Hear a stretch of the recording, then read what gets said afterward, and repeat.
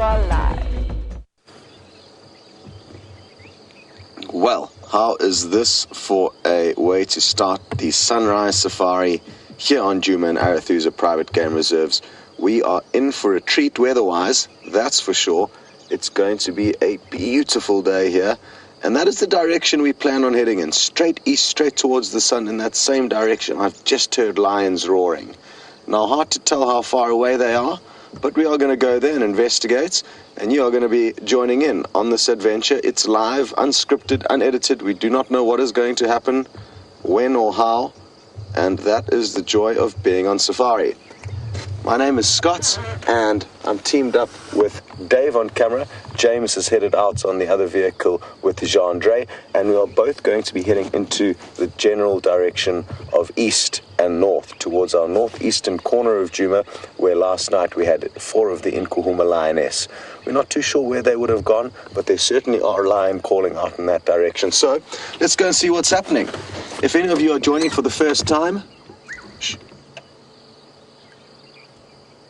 no, I was just imagining things. But let's actually just take a quick look. The clouds are going beautiful pink color, especially the few that are just above the horizon there. So we'll take a quick look at those, and then we'll head off. And while we take a quick look at those pink slithers, I can let all the new viewers know that we'd love to hear from you, and it's very easy to communicate with us. Look at that. And in order to chat to us, you can simply use the hashtag SafariLive on Twitter, or send an email through to questions@wildearth.tv. Wunderbar. For the new viewers, something I can quickly point out, part of our team is the Nkuhuma waterhole camera, which is a little camera that's just situated up here on the right of this tree. Morning, everyone. Hello! There could well be people watching both feeds. One from that live waterhole camera. You wouldn't believe it, but let's try and see if we can get this bird, Dave. This is a giant kingfisher that's making a real racket. Off it goes there. Great work. Look at how big it is. It's like a kookaburra.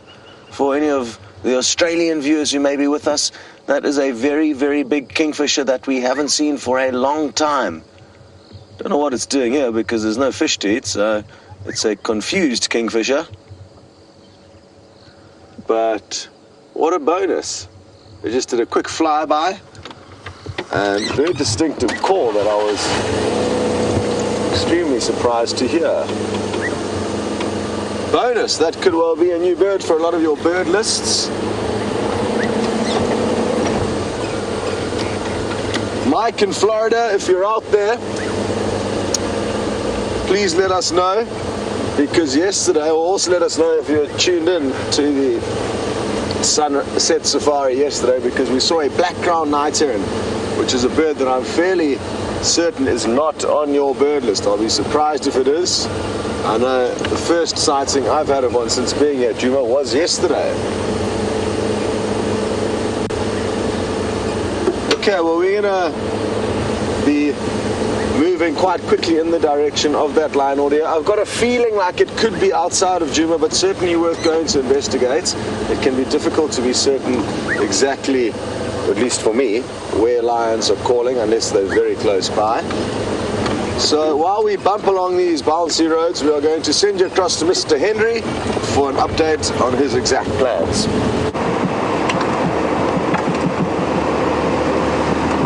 Everybody, and welcome to the northern boundary of Nkuhuma Private Game Reserve, where I am heading in a due easterly direction, as evidenced by the pinkness of the horizon up ahead.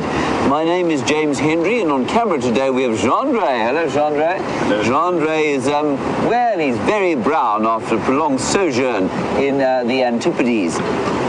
Not so, Jean-Andre? Yes, very nice. Excellent. Okay, our plan this morning is roughly the same as Scott's. We're going to drive along to the east and see if we can't pick up on the lions that were calling earlier. I did hear some other lions calling, roughly probably from the Indian Ocean. They were so far away. I think we'd run out of fuel if we tried to find them. but I'm hoping the ones that Scott heard are a little bit closer by than that. Now, as with Scott, we are as live as he is, of course, and therefore, please will you talk to us on Twitter, hashtag Safari Live, or questions at wildearth.tv on the email. Also, the YouTube chat is a good way of talking with us as we drive along. The other reason I've come along the northern boundary here is to see if we can find perhaps the wild dogs that were around yesterday, and it would be marvelous if they came trotting across the boundary here, and then we can follow them as they go on their dawn hunt. They are hunters, voracious hunters of the reserve's antelope species, and I think that on a day like today, perfect conditions for them to be hunting. And so we'll just keep an eye out for them and a listen, which reminds me, I must turn the radio up. Listen to the radio. Here we go.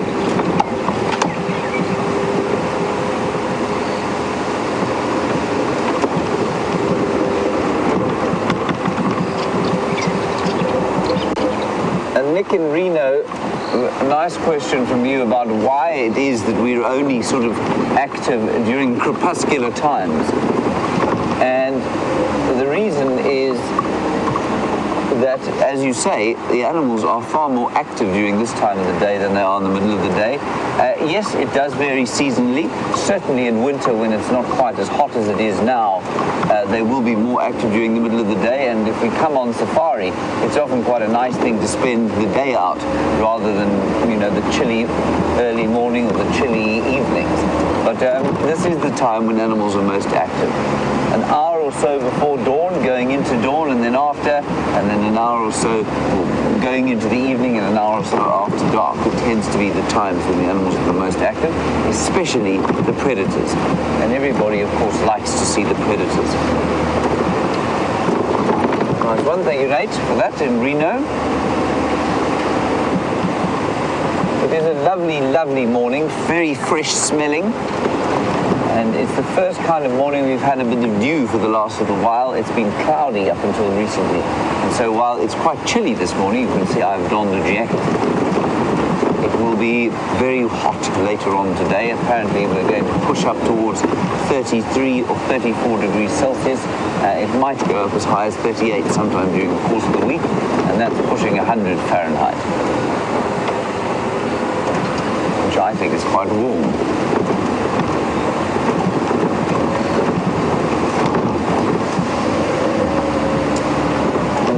You said Crepuscular Times is quite a good title for a novel. I agree with you, Felicity. Maybe I shall write one day called Crepuscular Times. John Ray, do you want to write a novel called, you want that title? No, I'll give you the honor. Okay, thank you. John Ray very kindly says I may use it. Thank you, Felicity. Crepuscular Times. It's actually a really good idea, I think. Nothing happening yet on the boundary, but that pinking sky is very beautiful indeed.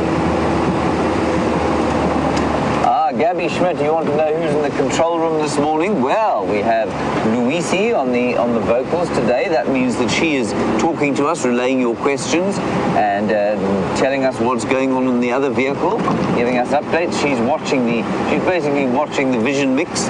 She's swapping between the feeds. So if I say something nasty, she'll just cut me off. Likewise for Scott. And then I think it's Kirsten on the keys today. That means that she is reading the Twitter and email feeds, feeding through the relevant questions to what we're seeing. So sometimes if you ask a question and it isn't answered, it's because it's come through sort of after we've been looking at whatever it is you've asked about. So don't be distressed if your question isn't answered absolutely immediately. So those are the two of them there. I think Leanne is having a snooze in this morning. I'm not sure. And of course, Nicola, who is often in the final control, is in fact sitting on the back of Scott's vehicle as we speak. This is because they don't often get to go out in the early dawn light, and that's what she's doing. It is a truly spectacular morning. The last few, like I say, have been overlaid with cloud. And what we're going to do is get to the top of the hill here and just have a little bit of a listen to see if we can hear lions or alarm-calling birds.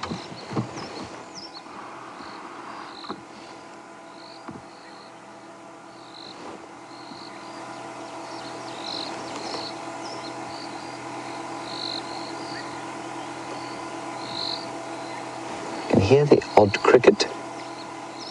I can hear a ground scraper thrush calling. I can hear an oriole in the distance.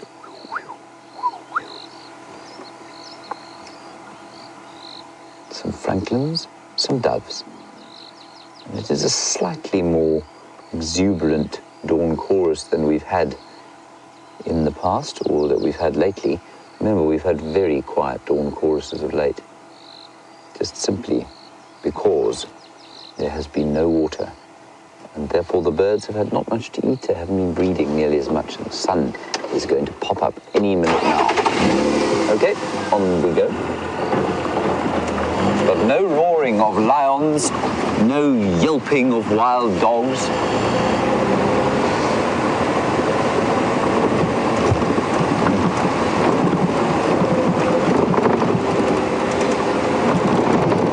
Sand blaster.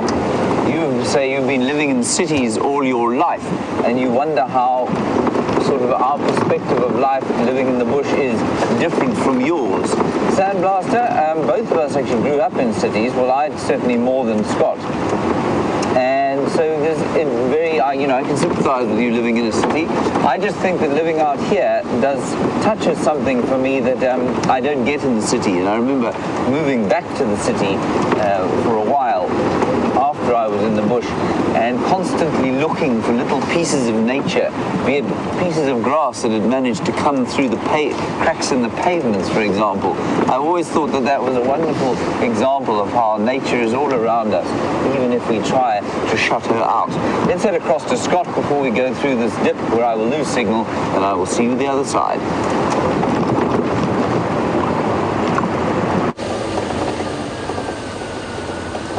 Hello, Sand Blaster.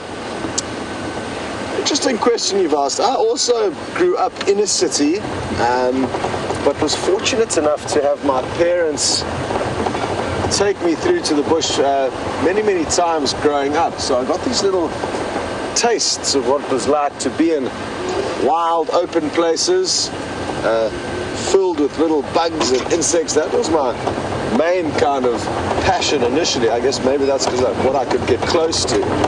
But there certainly is something about, for me, the freedom of being out in the bush like this, as well, of course, the animals.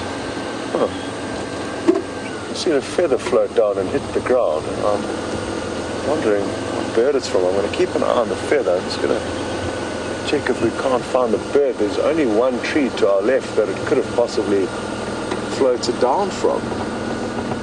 It would be nice to know what bird the feather is from, but as we look up into that redwood tree, I cannot see the bird anywhere.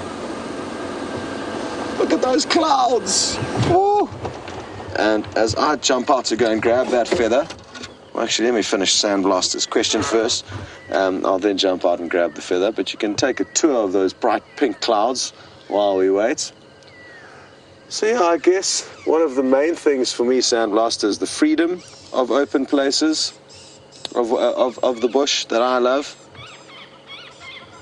and the fact that you're not really spoon-fed the chaos and confusion and quite often terrible media that you get surrounded by in cities. So I enjoy being able to escape from those harsh realities of the world we live in.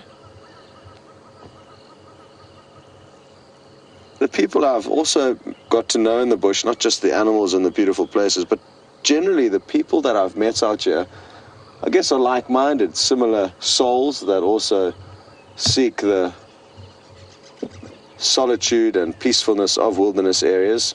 And they really do, well, I really have formed some wonderful friendships and bonds with various people that I've worked with, not only the people who you would probably typically be friends with in a city, but a lot of strange characters that you would ordinarily never mix with if you lived in a city. It's one of the joys of working in the bush is that you have an entire working contingent or team, from the lowest kind of junior staff up to the general managers and the staff above you and your bosses. And what it means is that you live and play and work and sleep and eat and do everything with this wide mix of people that you ordinarily wouldn't do in the cities. You in a city job, you're not probably going to speak to the junior staff that much after work because you go home after work. Whereas in the bush, like I say, you eat, sleep, work, drink, and really get to know everyone in a workforce very well. And I really love that, the fact that you get to meet people and interact with people of all different genres. Okay, the feather, where is it?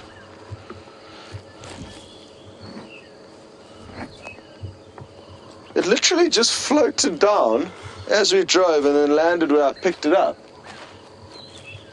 So I don't know where it could have come from, unless a bird flew over a few moments before we got you. I'm not even going to hazard a guess as to what it is. But very, very pretty little feather.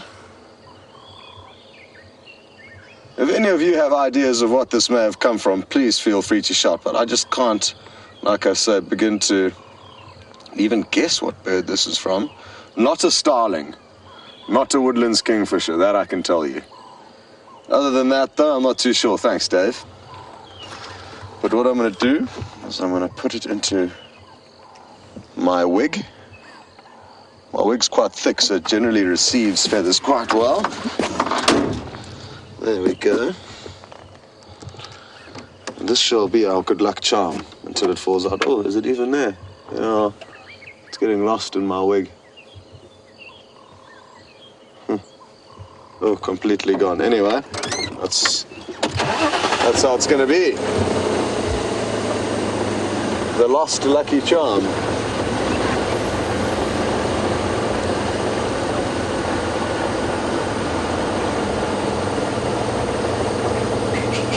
And Sandblaster, you've just mentioned that you've never seen a feather floating down and hitting the ground in New York. I guess already a little tease from Mother Nature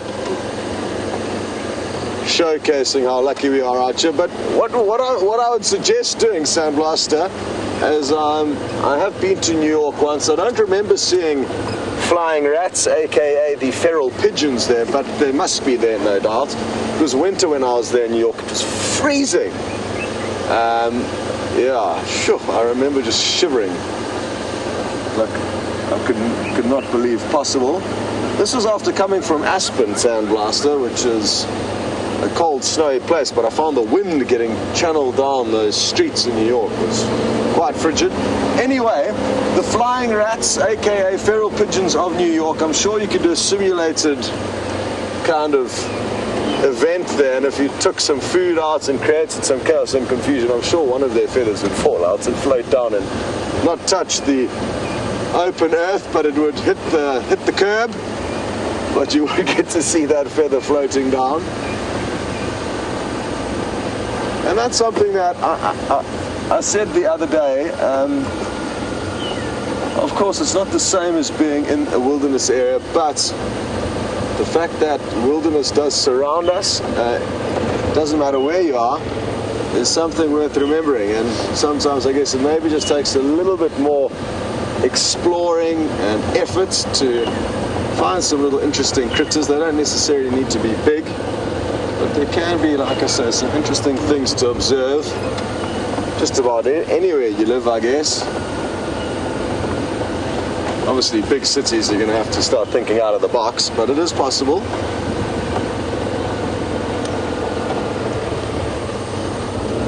Hey, Marilyn. Very happy to hear that the giant kingfisher is an extra bird for you, and you're up into 130 birds. So, charging forward, that's a good number to be on. And for those of you who are only starting out your bird list today, like right now, Marilyn also started there on 1, and now she's on 130. So you too can catch up to her. And Mike in Florida, who is currently leading the bird list challenge, is on 240 something, I think. Sorry, no updates. So our observations from WildEarth mobile operator. Okay. Lucy in Indiana, you're up to 179, so nearly at the 200 mark. That's good going.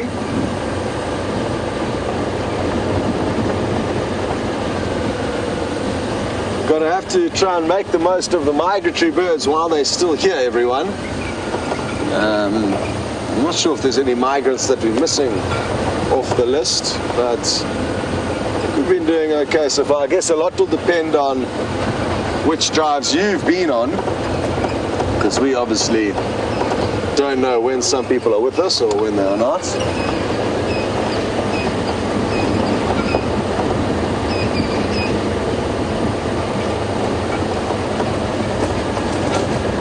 Hi Jeff in Texas.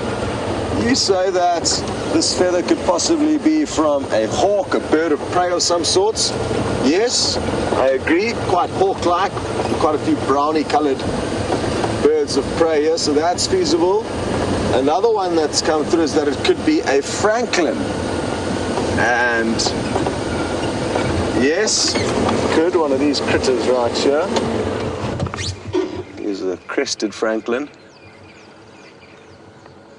Have any of you lost a feather recently? Oh, look at those feathers. That would be a nice one to jam into my wig. Those wing feathers. What's for breakfast? Something very small. We can't see. Okay. Well, this is a kind of, what size is this bird? This is almost like a feral pigeon, slightly bigger than a feral pigeon. I'd say the flying rats that I was talking about earlier, to give you a description. Obviously you can see from its anatomy and its incredible speed that it is a chicken-like bird that spends a lot of time on the ground. We're going to continue on. We're getting closer towards where those lions were calling, and as we move into this area, we are going to be sending you across to James, who's somewhere on our left also heading in this area. We'll probably bump into you guys shortly, actually. Okay, see you later.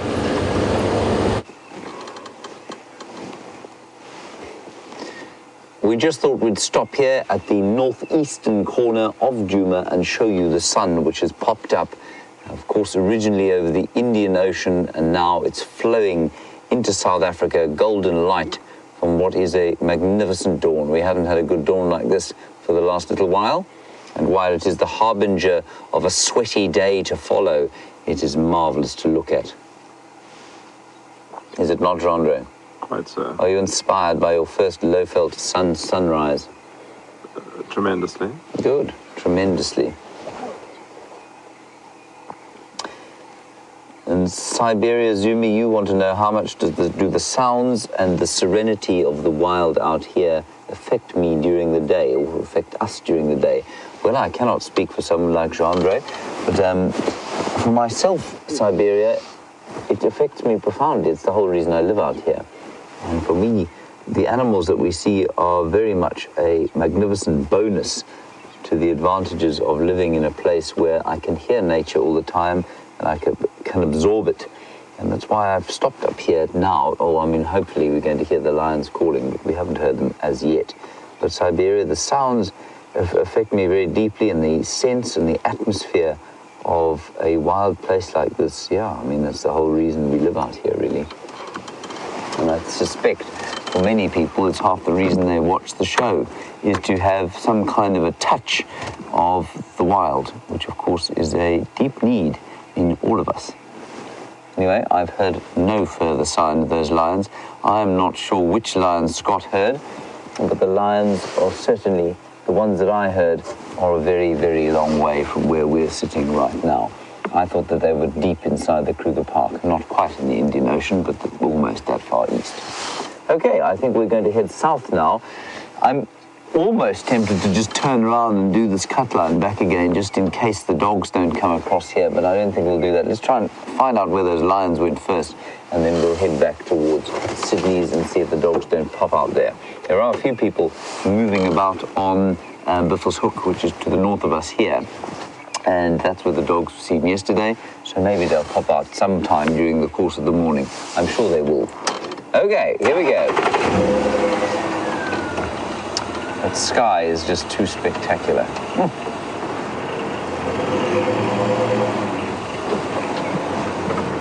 And thank you everybody for your comments on the sunrise. Of course, Jandra and I had nothing to do with it, but it is very magnificent indeed, just to spend some time looking at a sunrise like that.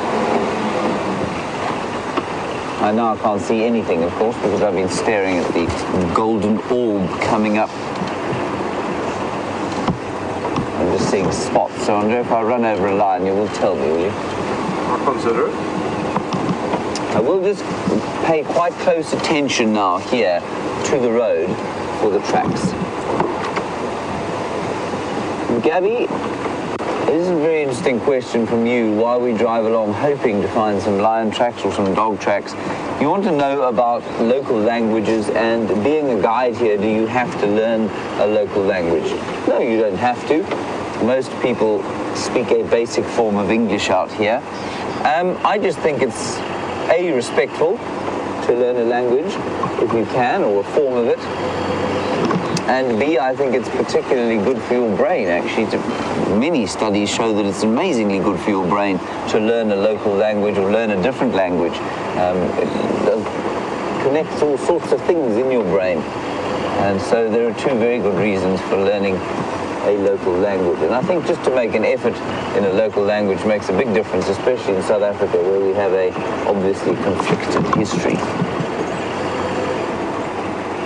But it's not necessary. Most of the Shangaan people here, especially the younger people, will speak English. Often not very well, but they do speak English.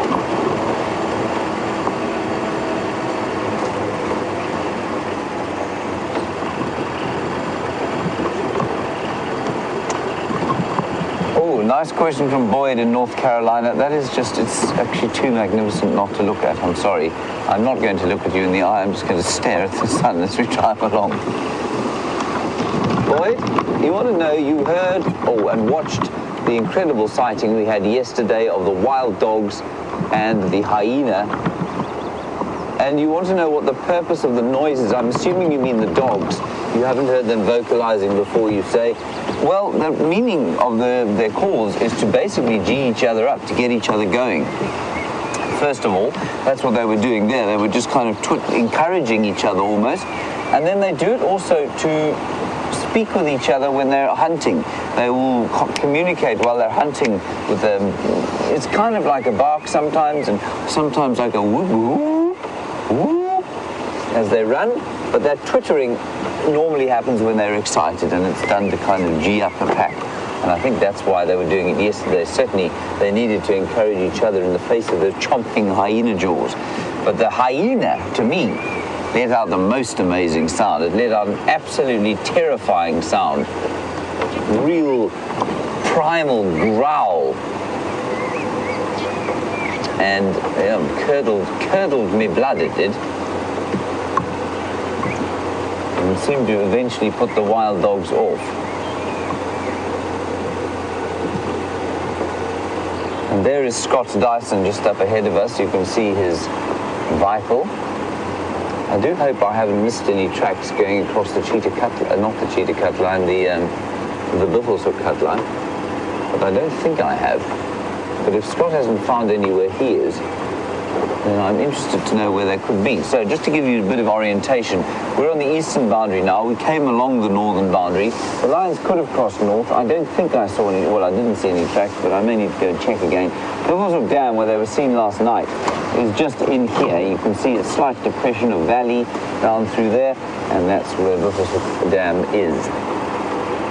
So we'll just drive very slowly along here and see if the tracks don't cross out.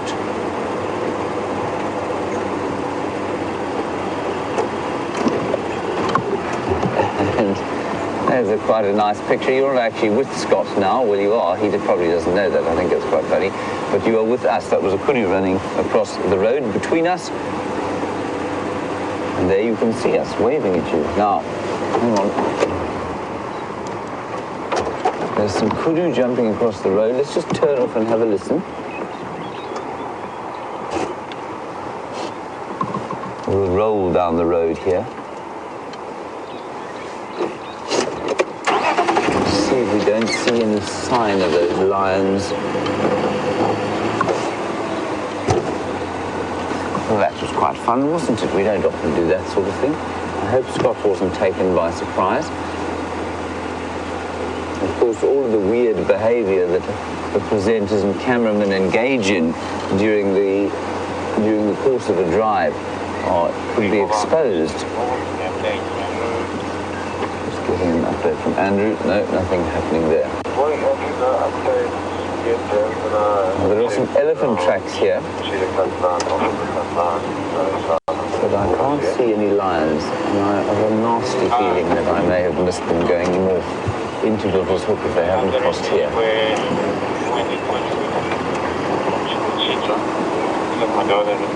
Anyway, let's see what happens as we go.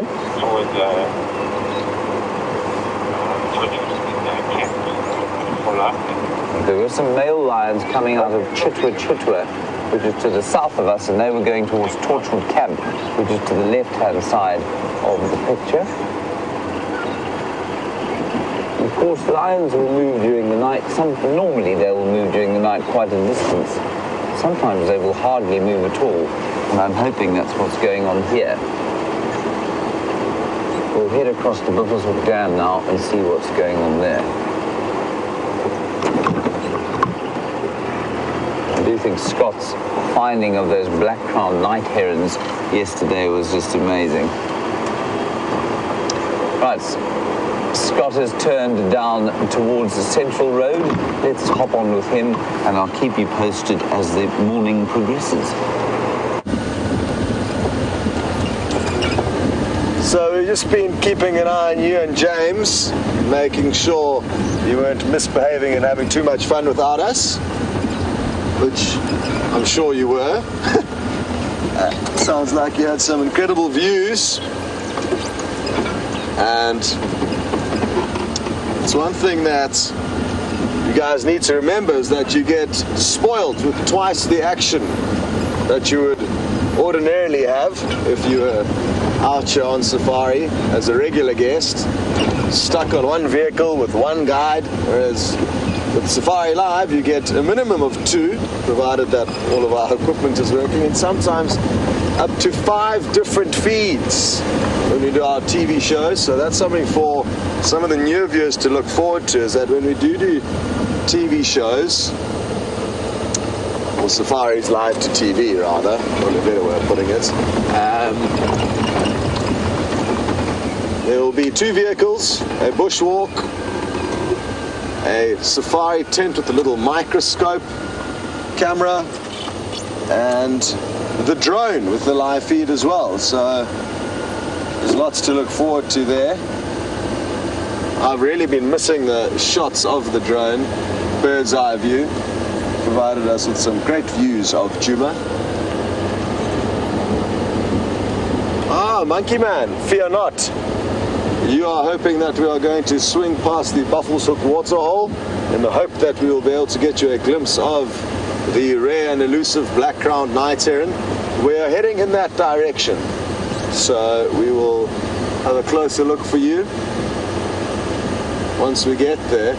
Yesterday we were lucky. I mean, I think every evening they will come to the water's edge to feed at around sunset. We may have ever so slightly sped that up a little bit last night as we flushed it from its hiding place in a tumbuti tree nearby the water.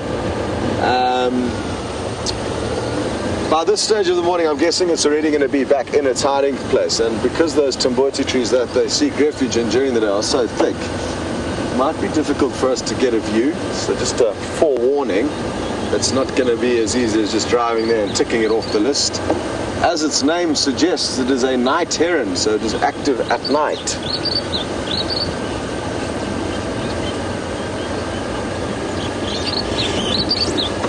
There's one called crombeck. It's a bird we don't see often. Oh, jumping on the top left. Oh, there it goes.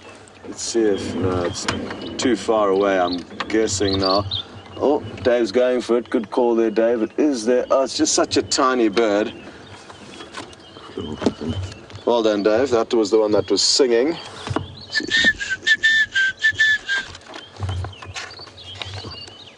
Crombeck. Crombeck 140.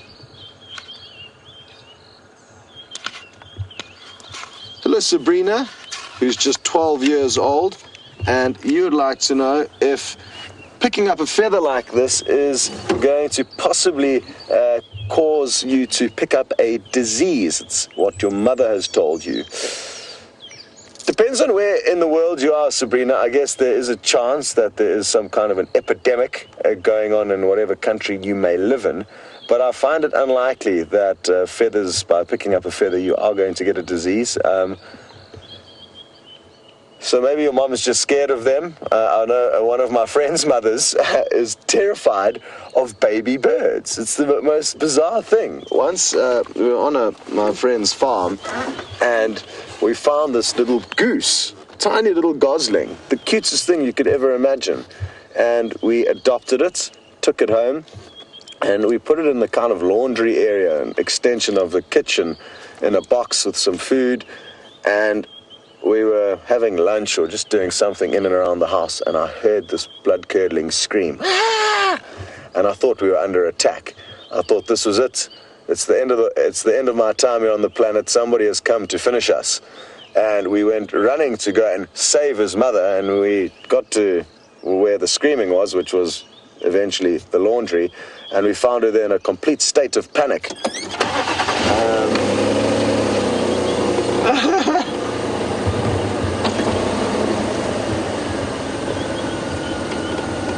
Yes, Mohammed, there is a chance there could be some fleas or lice that live on the bird that's sitting on this feather that's going to crawl into my hair. But it's not going to kill us. I'm sure, you know, I think the way the world is going, and a lot of people that live in cities have become so clean and sterile that, especially parents looking after children and like not allowing them to roll around in the dirt as children do, or children are supposed to do that. And because I think certain parents, and this is just my opinion, so please don't take it too seriously, it's just the thoughts, but I think because people are living such sterile lives, it's causing people to pick up sicknesses because they're not actually picking up immunities and building immunities against little bits of bacteria that you should be from a young age. So I think that's a cause for a lot of the allergies and everything that people are getting. It's because they're living in this little kind of sterile chamber for their lives, and there's nothing wrong with a little bit of dirt or a feather here and there, or, you know, think of how we used to live. There was no soap, no dishwashing liquids, detergents, but we as humans survived here, living in caves, living a far less sterile lives than we live at the moment. So I think there's something that we need to remember about our past and where we have evolved from. We didn't just arrive in cities with everything clean and neat and orderly. You had to pluck feathers from birds that you would have caught in order to eat. You would have had to pluck your own chickens.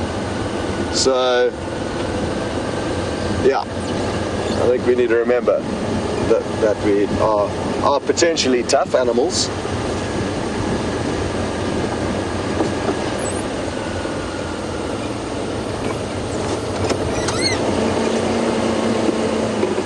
Elaine in Michigan, you think that this feather could be from a cuckoo, and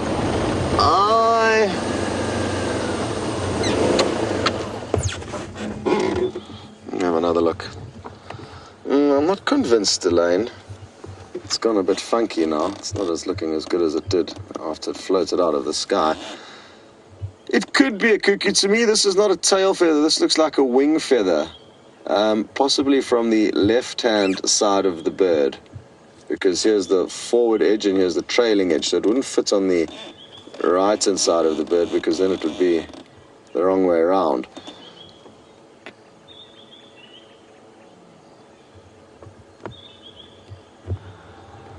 Sorry, I've just kept quiet because I can hear lions roaring.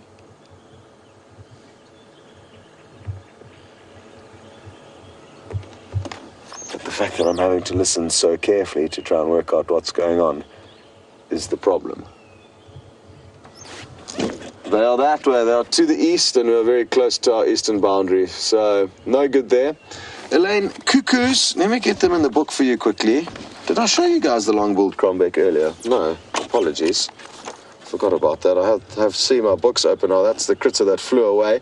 Long bill, kind of. Not the longest bill I've ever seen, but a very short tail, no tail really.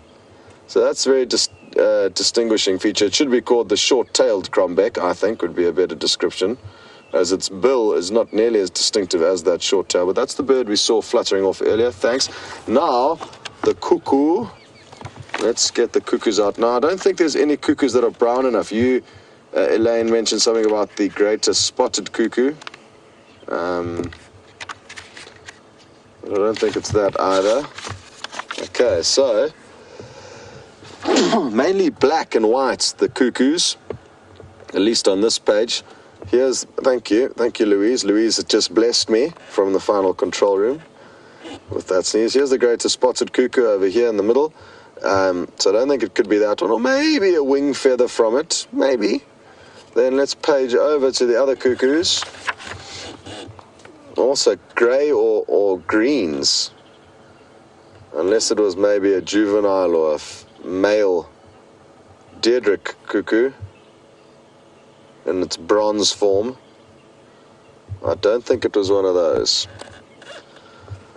Alright, well, we're going to continue our search and try and work out where the Nkuhuma lions have gone. I know James hasn't seen any tracks crossing out of the property yet, but that's not to say that they haven't. The roads that he's driven are quite tricky to see tracks on, and especially when the sun was a little bit lower is when he was driving those roads. So now that the sun's risen a bit, it may be a bit easier to see the tracks, to work out whether they are still on Djuma or not. And as we go there, we are going to be sending you back to James on his adventure.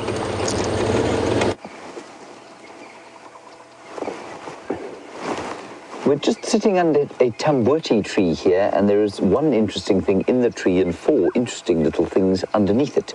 And in the tree is a foam nest frog's nest. Now, unfortunately, the tadpoles of that foam nest frog, or grey tree frog, are going to land with a heavy thud upon the ground, and I think that's going to be the end of their lives.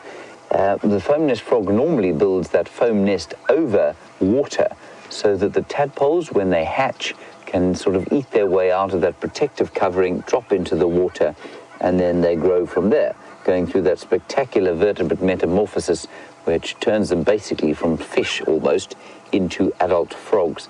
But I think that one, of course, is just hanging over the bare ground, maybe an inexperienced female frog, maybe a desperate female frog given the lack of water this year. And of course no puddles around. Then we've got four yellow-billed hornbills. Well, there's only two now, the other two have just disappeared, and they are feeding on termites that are coming out of the ground. And that other one's got something else, which he seems, I don't know what he's doing with it. It looks like a piece, what do you think that is, John? It looks like a piece of dung, maybe. Oh, it's a dung, yeah. That he was going to give to his friend, and his friend said, no, thank you, I don't want any of that. Now, to me, I've said this before, but I've only just learnt it, and I've often wondered how on earth it is possible for a bird with a beak that long to so sensitively pick things up off the ground without sort of clanging its head into the floor or missing. So they're picking up individual termites and individual ants. You can see the amazing ability to do that. And they do that largely with feel. They can see to a certain extent, but obviously, you know, there's a point at which they cannot see the end of their beaks. And to be able to pick up individual insects from the ground, they must be able to feel them. And so the beak is actually an incredibly sensitive thing, which is just incredible. And they always just look slightly disturbed with each other, slight consternation with each other, do the hornbills. I think they're great birds. Okay, they've just gone into the trees there, Jean, don't worry. We're going to carry on along the road here. I'm heading now in a easterly direction from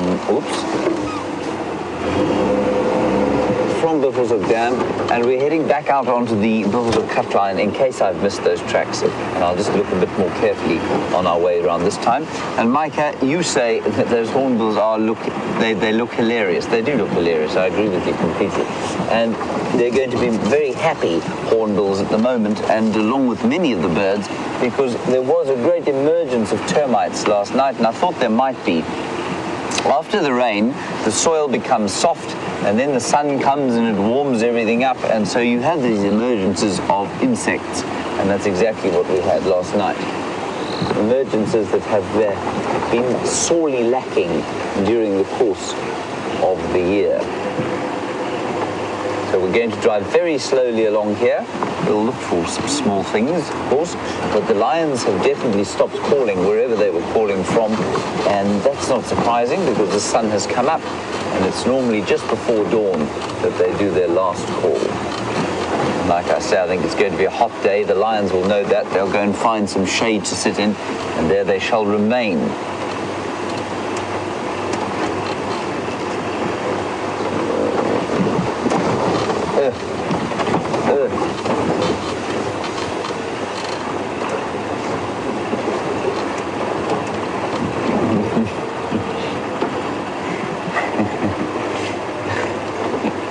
This is wonderful. Mary, you're in Panabagua or something. Tanandagua, I don't know where that is. It sounds like a fascinating place to live, apparently in New York State. And you want to know about the rules of keeping a bird list and how stringent are they? And do you have to see the bird, or can you just hear it? Or if you see it on the Djuma Dam cam, does it count? And you say that you might struggle to keep an honest bird list. There are many twitchers around the world, Mary, who struggle to keep an honest bird list. I saw a list of somebody who, one of the viewers the other day, and it had some species on it been seen here. Well, it would have created enough material for an ornithological conference. So certainly there are many who see birds that perhaps are not quite where they were suspected to have been. But Mary, if you are out in an area like this, the general convention is that yes, if you hear the bird, I mean, all it is you know, solidly identifying that a bird is in an area. So you can do it from sound. So if you know the calls sufficiently well, then absolutely you can do that. If you see them on the Djuma Dam cam, of course you must put them on your list. Absolutely. I always think it's a nice thing to be able to see them, but if you can identify them from sound, especially, you know, because the camera is, I mean, it's quite awkward to move around, and if we see a little flitting tiny bird going across, or an eagle flying way up in the sky, then sometimes it's a little difficult to get a proper picture for you. And so then I think you should feel confident writing it down on your list. So please do keep a list. And for those of you who don't know what Mary's on about, there are a lot of viewers who are keeping a list of the birds that they see here, some keeping mammal and reptile and amphibian lists as well. But I think the bird list is the most common, and certainly I think the most enjoyable. Ooh, hang on. Impala going crazy. Just up ahead there. The road goes around. Let's head down there and see. Hold on, Jean-Ray. Hold on to your hat. You're not wearing a hat. So just so that Louise can maybe tell Scott, the Impala are alarm calling on Buffelshoek East Road, but somewhere close to the cut line and the fire break.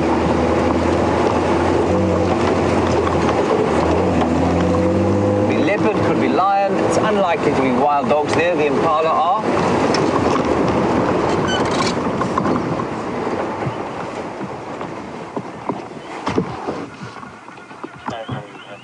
They look completely chilled out. I didn't give it a very careful listen. It's possible that they were just shouting at each other.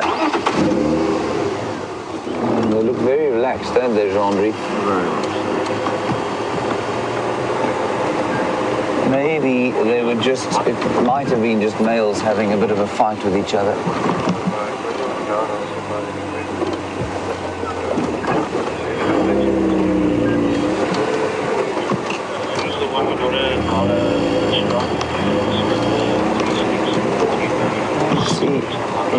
here.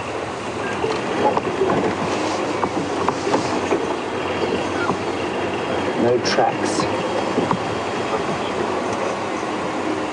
Okay, let's go to Buffelshoek Dam where Scott is, and we'll have a little fossick about here for a few more tracks. See you shortly.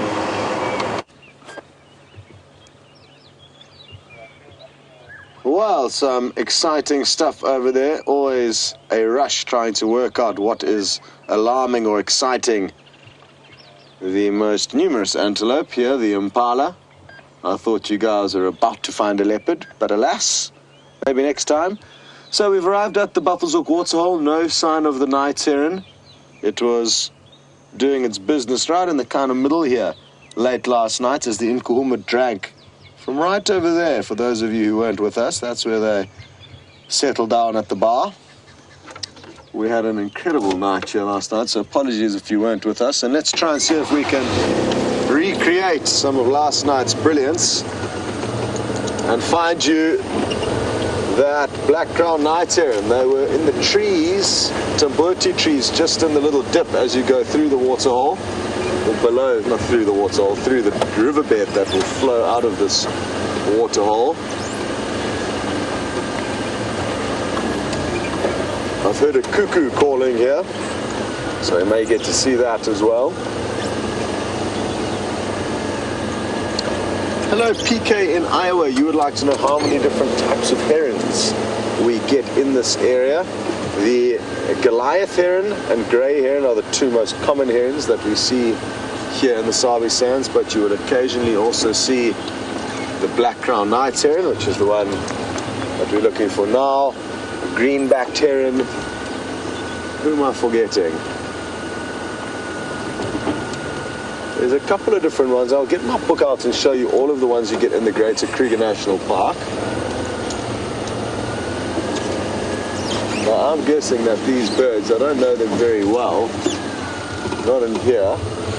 I'm guessing these birds are going to be using very similar perches to hide out in during the day. And the perch that they flew out of yesterday when I saw them for the first time actually wasn't this tree. This was where they flew to as a second refuge. They were initially just up on the left here, so let's creep along and see if they aren't there. I think that they might be.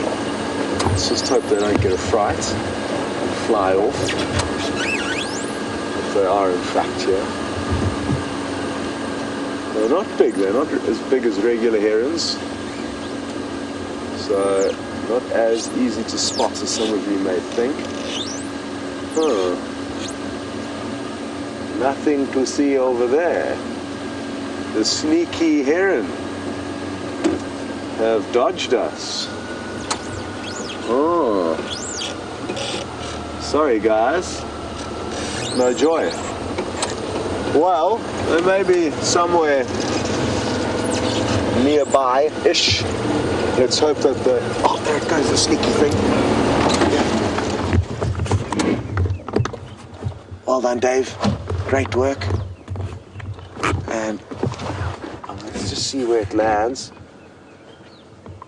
Yeah, a little sneaky night heron. Where did you take off from? I think somewhere behind us in a very, very thick tamboti. Let's go back. It's gone and landed in the same tree that we checked for the first time, or that we checked initially. Well done, Dave. I'm happy that you got to see it flying. Not the best views.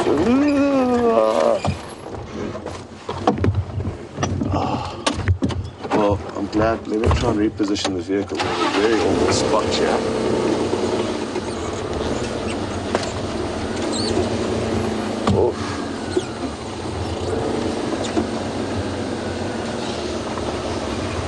Okay, hold on everybody, we're just gonna skedaddle down this little riverbed.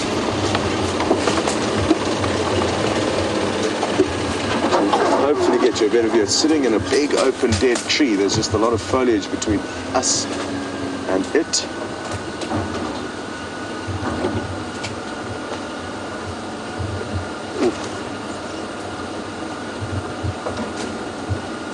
This is not gonna be easy.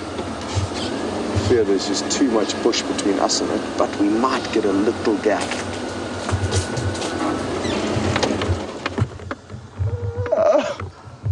It took off.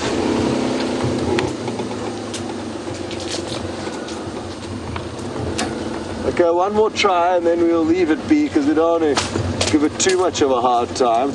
I have seen where it's landed and I think we shall now get the shot we've been hoping for. There's two of them that are lurking here. So one of them is watching from its hiding place as its friend flies around. Okay, Dave, it's just in the tree on the right here. Just in this next tree over here. You're going to be so close to it that I fear that it will try and fly again. Maybe not. It's gone to the right.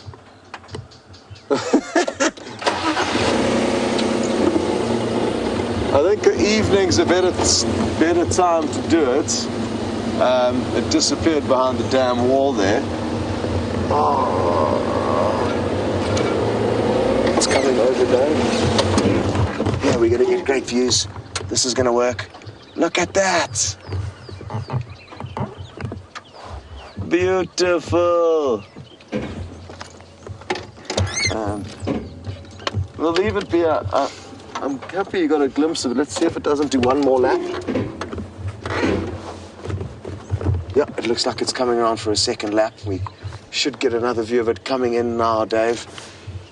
Beautiful. We're gonna get some more. Oh no, it went the wrong way.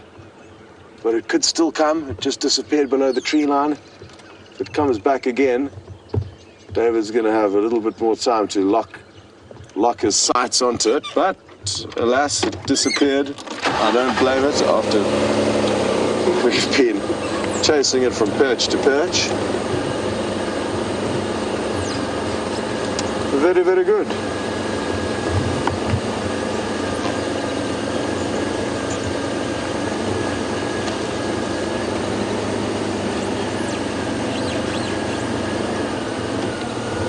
Well, it's a great pleasure, Monkey Man.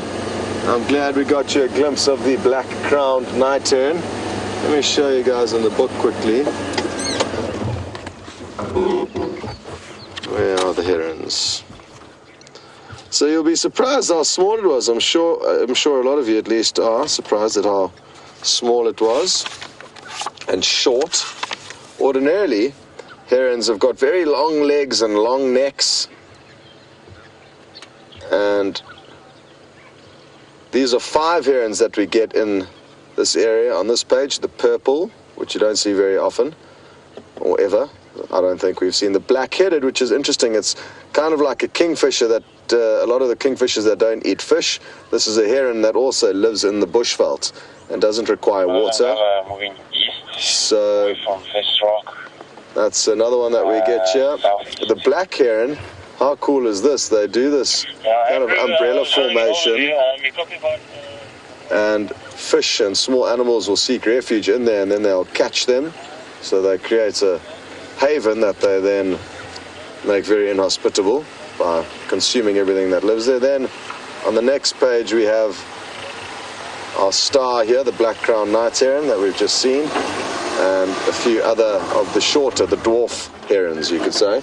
Hello, Morning, Scott. James. I see that your bird book was Cool, made thanks, Dave. roughly the same time as my Yes, a good my matching binoculars. pair. Yes. Look at how well they go together.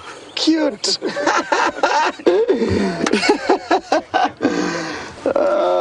I think these lions flew away. Really, no joy. No, and I really searched very carefully. I wonder if they didn't have some meats or something in the bushes. Maybe. That they've headed back to. There is. Have you run over some of the dung?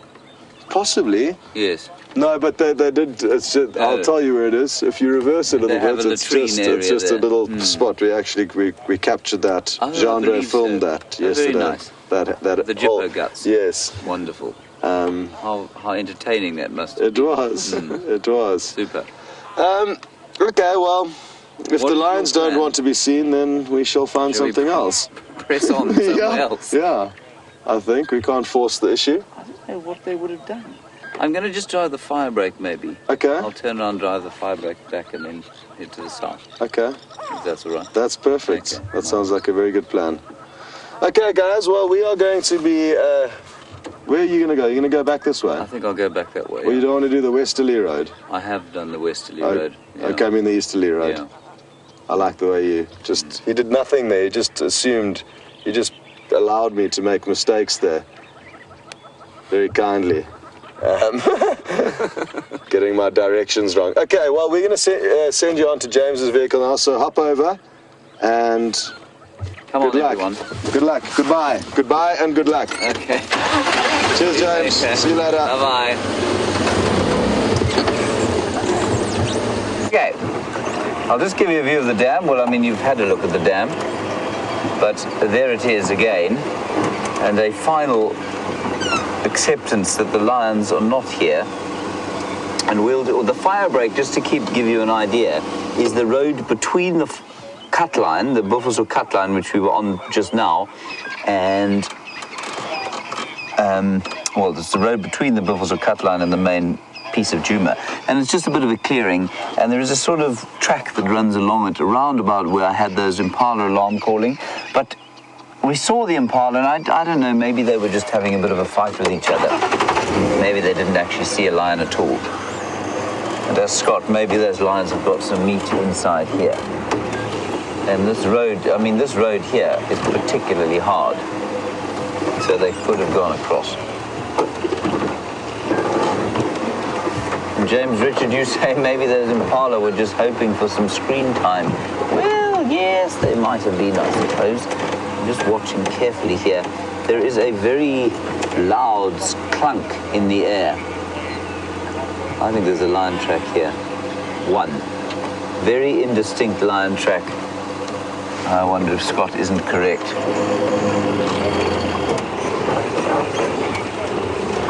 Scott's intuition about animals is often 100% on, and I wonder if he's not correct that they've gone in there, because this road is not easy to see tracks on. Two vultures in the block. Can you see with it? Okay. Anyway. Time will tell. Time will tell, everyone. They will emerge. I suspect if it's a hot day and they are in there on a carcass, they will probably come back towards the dam during the course of the day.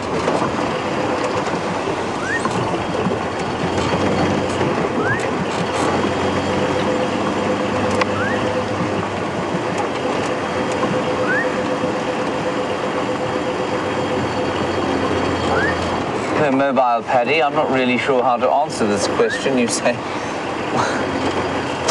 what do you... No, in fact, I can't answer it. I'm going to ask for the question again so that I might formulate a response.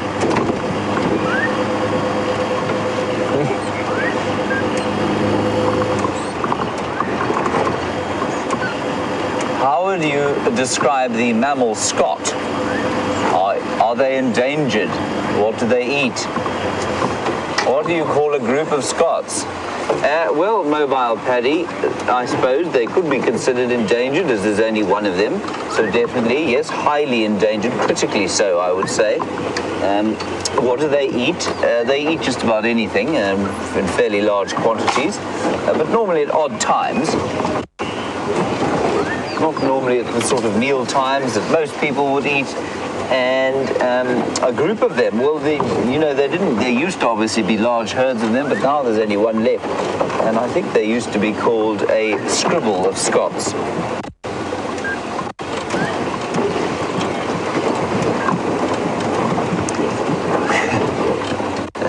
Let's move on to the next topic, shall we? So this is the fire break to the left-hand side.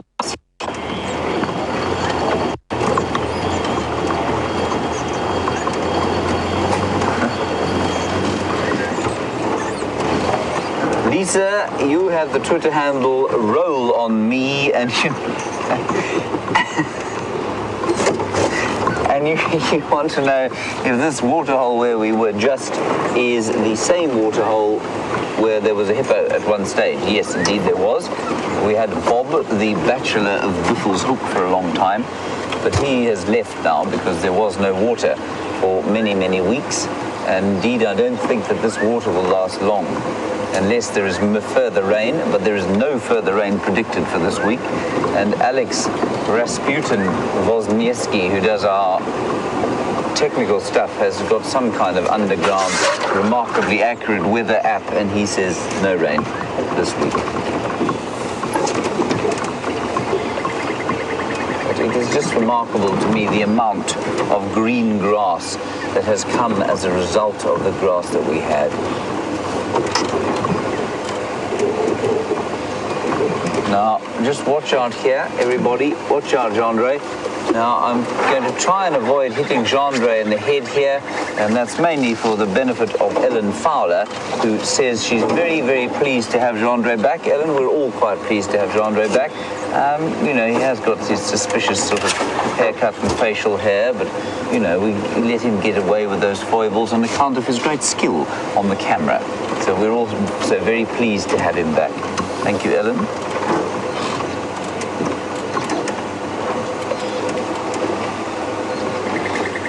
I'm going to stop here simply because I want you to hear the bird calling, the crested barbet. And there's a Birchall starling that Gendre is showing you now. And we're at the northern end of Buffelshoek Dam here. I'm just seeing if we can't spot any sign of lions. No sign yet. That's the Birchall starling, Gendre. Just quickly come down here. Here's the crested barbet. Just in there. Look at him. And he's a fruit-eating bird, and he's landed himself. He's landed in a guarri bush, and the guarri bushes have just started to fruit.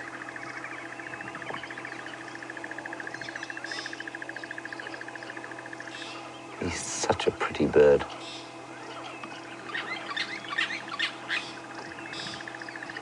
And I will try and pick some of those. Well, let's just get hold of Scott quickly. Scott would like a word. Go ahead, Scott. James, are those vultures east of Hyena Road? Are you listening to this, everyone? I'm sure the ladies do still have some yama somewhere in this valley. I don't know if you want to check in the other road north. Okay, copy. I will do that. That's interesting. Right, so what's happened is that Scott has spotted some vultures basically to the west of where we are now, exactly in the direction where he said he thought the tracks or the lines may have gone. And so he's going to search around that area, and we'll go and do a loop in a similar area. I don't think that they've come where I'm sitting now. Well, clearly they haven't exactly, but there are no tracks here at all. It's such a pretty morning, though, just to sit and be in the bush. Marvelous. All righty, on we go. Gendre, let's get an update from Scott quickly, and I will see you in his general vicinity.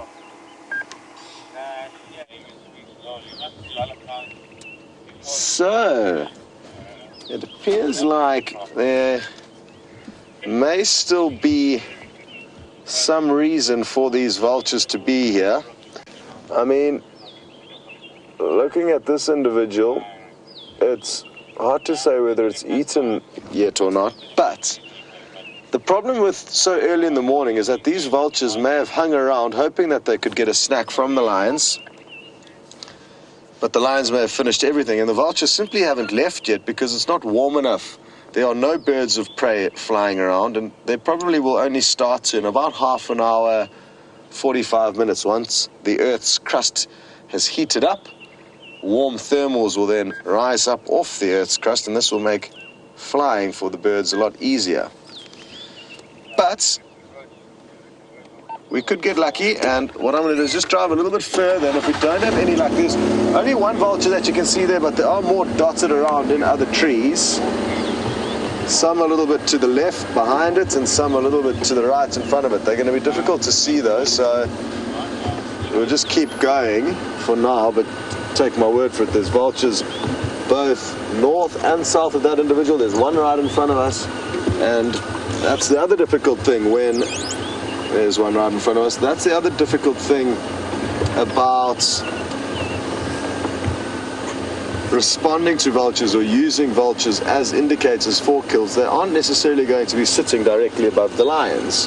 For a number of reasons, mainly there's not always going to be a tree, any tree, right next to the lions. In this case though, there's quite a few trees, but not the right trees. Dead trees are the best trees for vultures to perch themselves in because it's easiest to land in and take out of.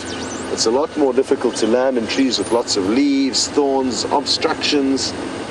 So that's why the one vulture we saw was sitting in a dead tree over here, the other vulture sitting in a dead tree over here. They could be a couple of 100 meters away from where the lions are, if the lions are still here, which I think is going to be the case. It'll be interesting if it is, because it means the lions that have left their kill, all four of them would have completely abandoned their kill to go and have a drink last night before returning to it possibly. So obviously while they're gone, anything could have happened. Hyena could have come in and had a snack, who knows, even a sneaky leopard may have sniped some of their meal.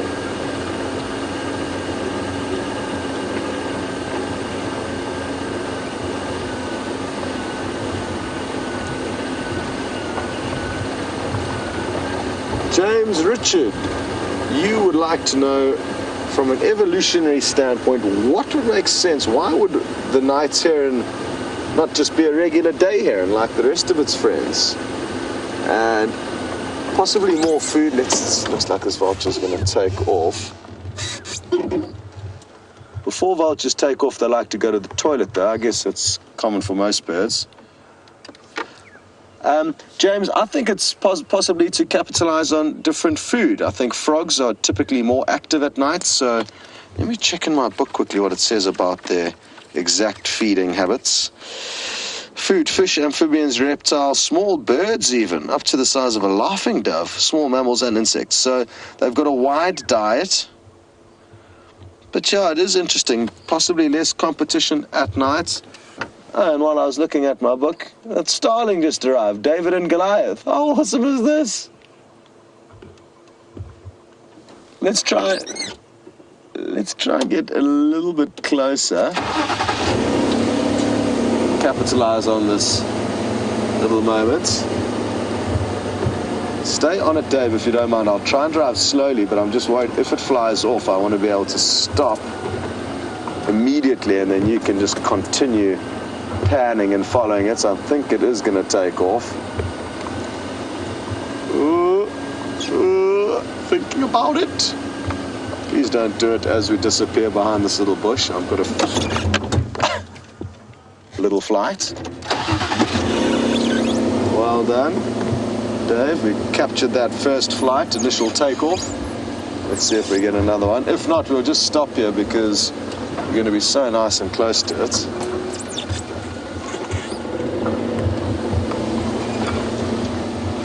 Off it goes. Beautiful.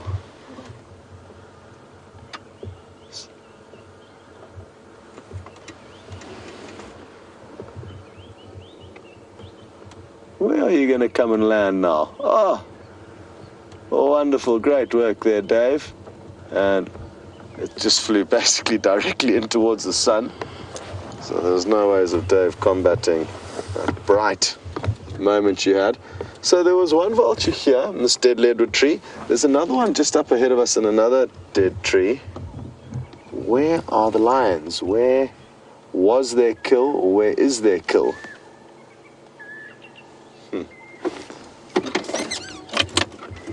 Just going to drive a little bit further along just to make sure they're not close to the road. And thereafter, I think I'm going to need to take a short walk in here to try and establish what is going on.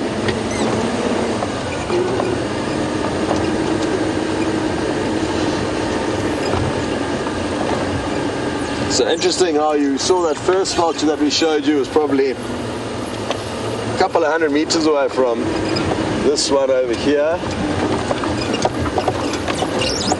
They do spread out quite a lot when waiting for the predators to finish their snack so that they can slip in to finish off the remains.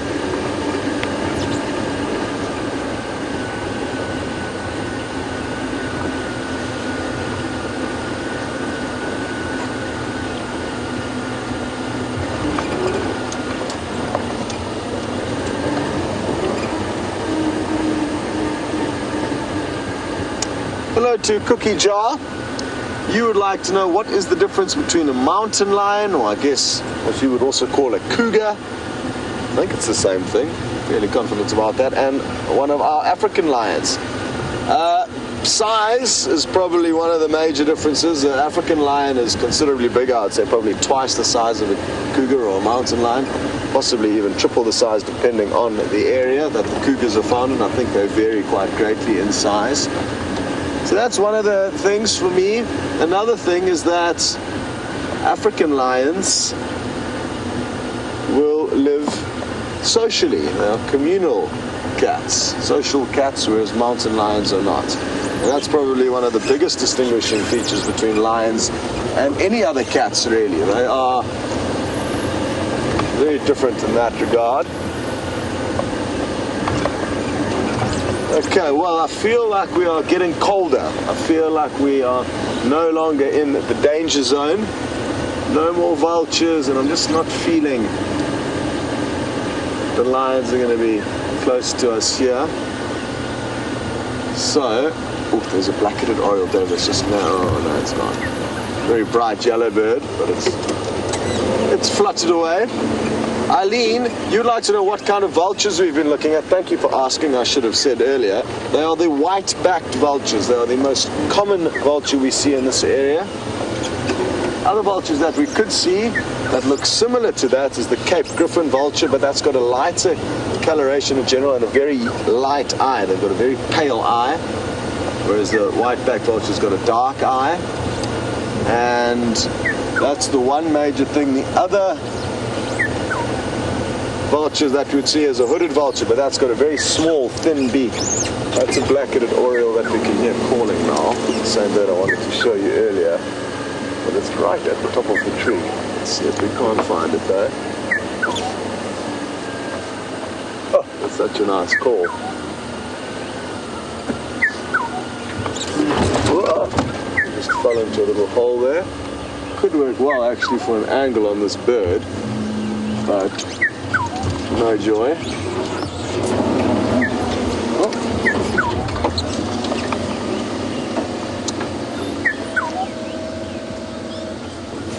Just want to stay up. Keep the. Oh, I think we will be able to get a view of it. Let me just try and turn the vehicle around. We may just get it. Off it goes. It's just about to land in that dead tree over there, Dave. We're not going to see its colors, but we are going to see it. Which one is it? Is it that tree there? Yeah, somewhere. There we go. We might be able to see it calling. We're probably not going to see its bright yellow coloration from here. The sun is not in our favor. But that is the black-headed oriole calling, a bright yellow bird with a black head. Hence the name.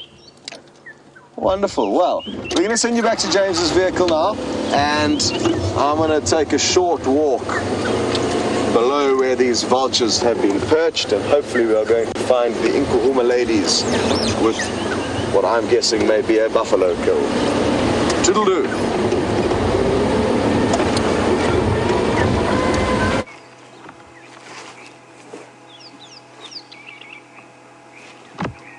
Are we live? Live. Hello, everybody. I said we'd try and find some fruits of the guarri bush, and here we are. Now, the guarri bush is this bush here. It's quite a common tree, very inedible leaves, and therefore used often by the cats to mark their territories, because they know that no browser is going to come past and eat where they have just marked their territory. Now, there are fruits you can see all over the tree here, and some of them look like they've come a little bit ripe, like these red ones. They're normally a sort of deep purple color, but what's interesting is that the red ones here, I've got no moisture in them at all.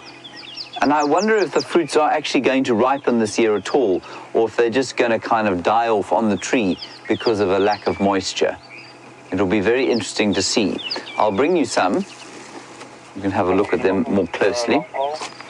There you are. Can you see them there, Jean-André? There we are. And they will normally go a sort of purple color, and you can make a dye out of them. They're quite sweet. They're not delicious like many of the fruits out here. They've kind of got some defensive mechanisms. They're quite tanniny, so you can pop them in your mouth, suck them quickly, and then spit them out, and then they're quite nice. But otherwise, they tend to be fairly unpleasant.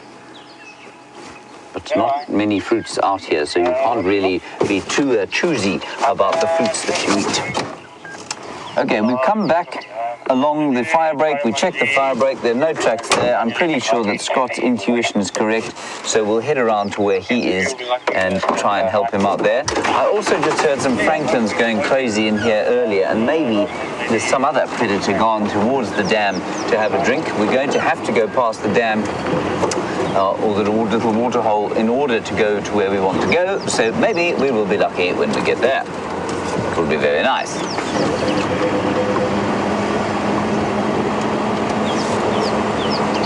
And Anna-Marie, you would like to see a snake today, a terrifying mamba, or perhaps a cobra. Anna-Marie, I would also be very happy to see a snake, and we had an amazing reptile day yesterday. We had 4 monitor lizard sightings and a massive leopard tortoise sighting, which was fantastic. So maybe we'll be lucky today with the reptiles. And I suspect quite strongly that today would be a good day for reptiles. They do like the moisture, and after the moisture they come out and they tend to go foraging. And I think that's why we saw so many tortoises yesterday and so many monitor lizards, and perhaps there'll be a snake or two, a mamba or a cobra. It's interesting, I've very seldom seen cobras actually in the wild. I've seen them often in homes and in rooms, but not so much out here. Mambas plenty. I've seen many mambas out here. What I haven't seen since I got here, though, is a puff adder, and I think that they are very spectacular snakes. So I'd like to see a puff adder. Anna-Marie, would a puff adder do?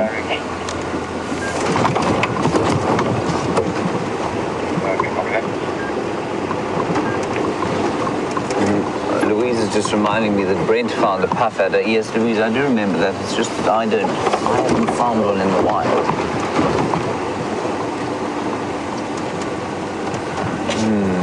Yeah, I don't think there was any particularly voracious predator being alarmed at by those francolins. Anyway, this is also, of course, where Scott saw, with the help of VM, that new male leopard, well, relatively new to us, called Gijima, and he did precisely that. He Gijima'd away, he ran away, and I think he's pushing into Mvula's territory as the old boy gets a little bit more frail.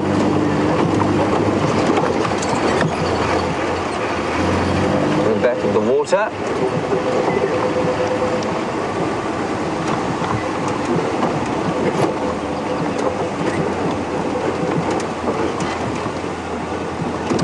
Marjorie, you're in Texas and you are concerned. You've heard, or someone's told you, that Karula has to kill 3 or 4 times before she's able to enjoy her kill because her kills get stolen.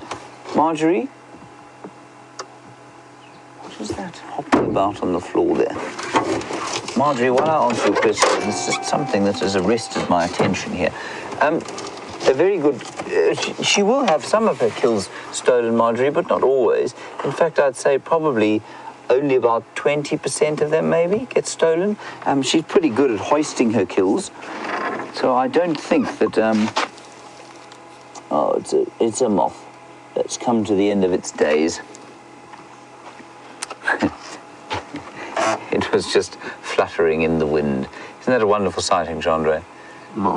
Is that the highlight of your return to the bush so far? Highlight of my life. Yeah, isn't that amazing? Yeah, no, not the best sighting in the world. Anyway, so Marjorie, she will lose about 20% of her kills, but most of the time she manages to hoist them into trees. So she certainly doesn't have to kill 3 or 4 times before she's able to enjoy a meal. No, that is unquestionably untrue. There's not much going on at the water here. Righty, let us continue. We'll be going down Nyala Road now, which is the road that goes into the drainage system, into which Scott is also walking, having a look. I can't tell you how wonderful the atmosphere of this morning is.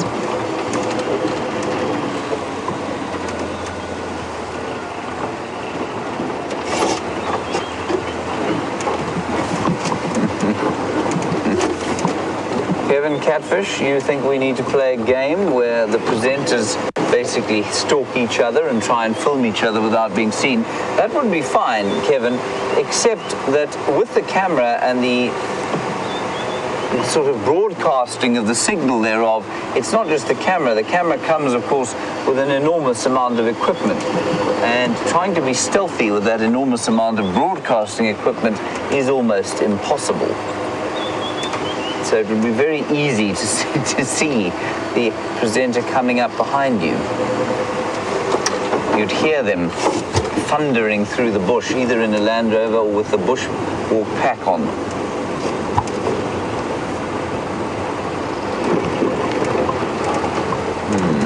No further signs.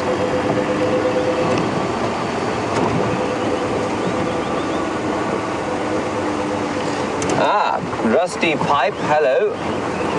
You want to know, Rusty Pipe, you say that I'm quite knowledgeable, and therefore could I tell you why there is a loop on the back of my shirt here? Rusty Pipe, I think that while I have a little bit of knowledge about the wilderness, there are more vultures in there. Yes, something has met it, an untimely demise at the claws and teeth of lions in here.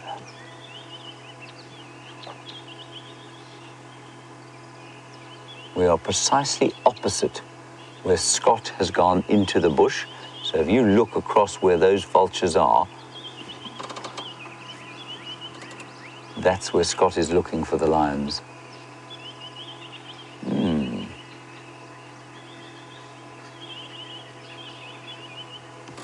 And while we just listen and see if we can't hear any sounds of feeding, Kirsten has suggested that this loop in the shirt is for girlfriends who might want to reel their men in.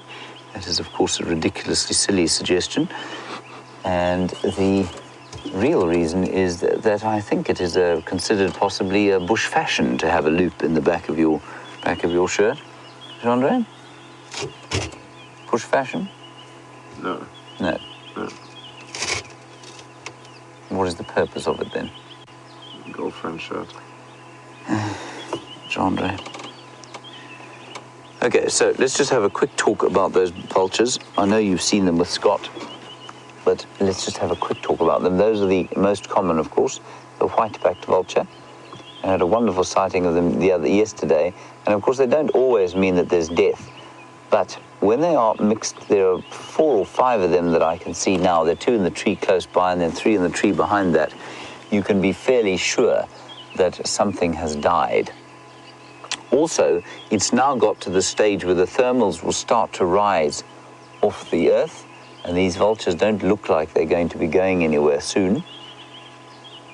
And I wouldn't mind going to have a look underneath those vultures on foot as well, but we'll wait for Scott to get back to the car before we do that.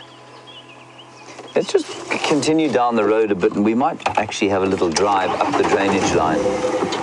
See if we don't spot the lines there. So the drainage line goes down there. There isn't a road in there, but we could go down onto there and then turn up towards the north. So, Mushy, you say yes, the loop on the shirt is where the wife attaches the leash. Mercifully, I have not a wife or a leash at this stage.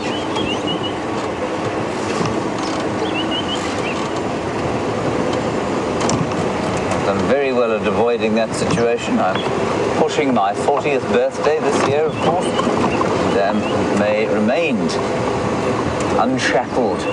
Andre.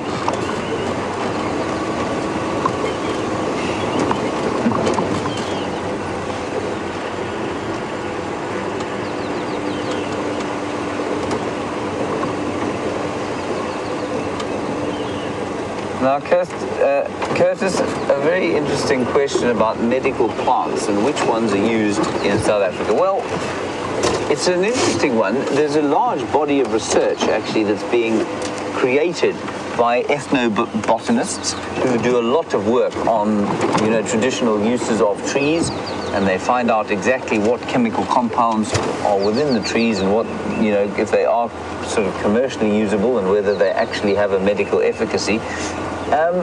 But you will find that out in these rural areas, lots of trees are used for various ailments. Now, I think that during the course of, say, the last 20 years, when guiding and being in the bush has become this kind of popular thing, a lot of people have written about trees and their traditional uses, but I think a lot of those are sort of anecdotal and possibly come from the past. And I think that there's probably not a huge amount of traditional medicine at the moment that is done with every tree. So every tree you read about has got some traditional use attached to it, according to the textbooks. I don't think that many of them, however, are used. That said, many of those that are used extensively. And I can't think of anything particular that is used commercially. But there's, for example, the tambuti tree, which is that small scraggly thing there, and the one in which we had the hornbills earlier. That is used for various things, got a toxic sap, and it's used for people who are constipated. Sometimes they use it to try and loosen the bowels. And I'm just going to ease my way in up here and see if we can't get a sight of the lions. Now, Shell, you are asking from Detroit what the name of that buried bush was, and it is called a guarri bush. Guarri. Guarri. Genre, do not get attached to this tree. We will leave you here if you do.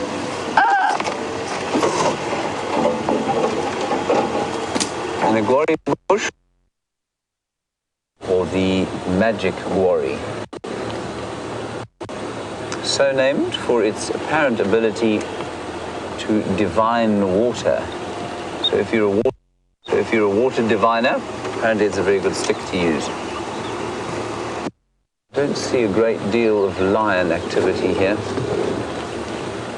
And of course it gets extremely thick. What I'm going to do, I'm going to put this thing here so that you can see me and hear me. And I'm just going to look just over there into the drainage and see if there isn't anything there. And so you will still be able to hear me. And if Louise does want to cut across to Scott, then she can do that. That is a tree. Yes, it is not a lion. We have just driven past there. Okay, so I'm just going to walk over the top here. If you hear some growling, you will know that I've spotted the lions. This, of course, is entirely safe if you are trained to do it. So we'll just listen here. The chewing of bones. No. No. I can hear Scott starting his car.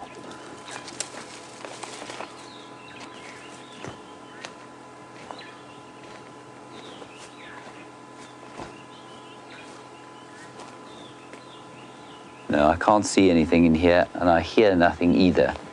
Those vultures are often, I mean, if those lions may have finished their kill and then moved off again, and the vultures will just sit until, like I say, until the thermals start to rise, and then they'll fly off. Alternatively, they do, of course, have brilliant eyes, which means they will sit in the most convenient spot for them. They don't have to be right next to the carcass, especially if there are lions actually feeding on it. But there's nothing through here. And even if there was, it would be impossible to get the vehicle in there. It's quite nice to have areas of the reserve that are inaccessible to the cars. Just keeps them a little bit wilder than they might be otherwise. It is such a pretty morning.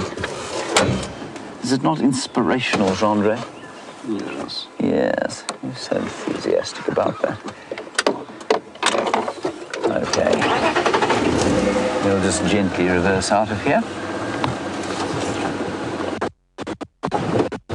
Okay, let's go across to Scott, get an update from him, and we'll continue our little search through this block.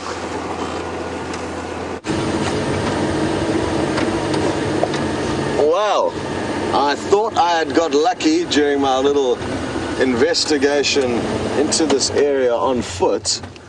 I saw a little bit of movement, which caught my attention probably about 40 meters ahead of me in some quite thick bush, and I crept down, looked forward, and saw this tail wagging.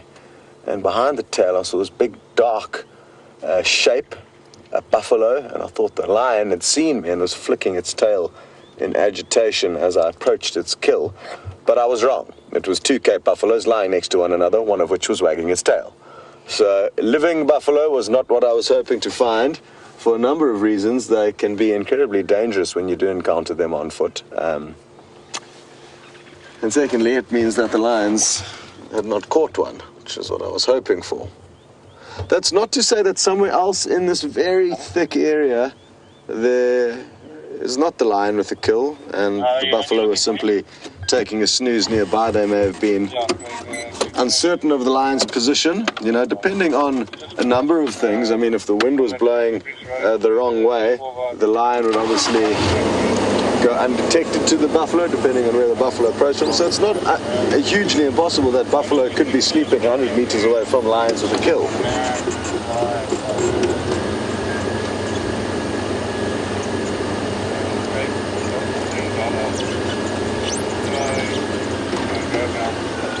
Hello, Ava.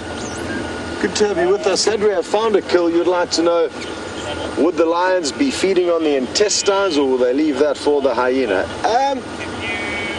It depends on the animal, but generally most predators will feed on portions of the intestines. What they'll do is they'll milk or bleed out the vegetable matter, the rumen in the stomach, kind of sausage, you could say, and they'll suck it through their teeth, just feeding on, therefore, the outer meaty layer of the sausage, not the contents, the vegetable contents of the sausage.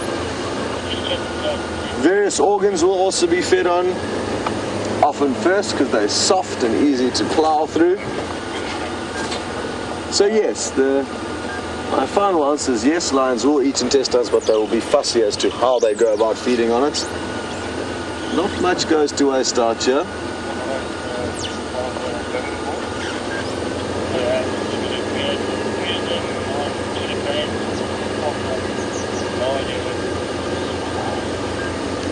Dr. Debbie, you would like to know, how do vultures distinguish between what may be a dead animal or an animal that is merely having a sleep? I guess, you know, practice, they must make mistakes early on in their vulture life, but as time goes by, they probably just, you know, through trial and error have worked out what is dead, kind of more sideways, arms sticking out, rigor mortis, as opposed to sleeping.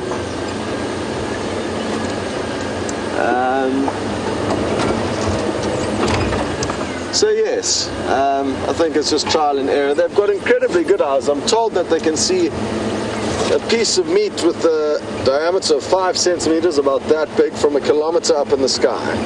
I'm not sure who worked that out, but the bottom line is they do have very, very good eyes.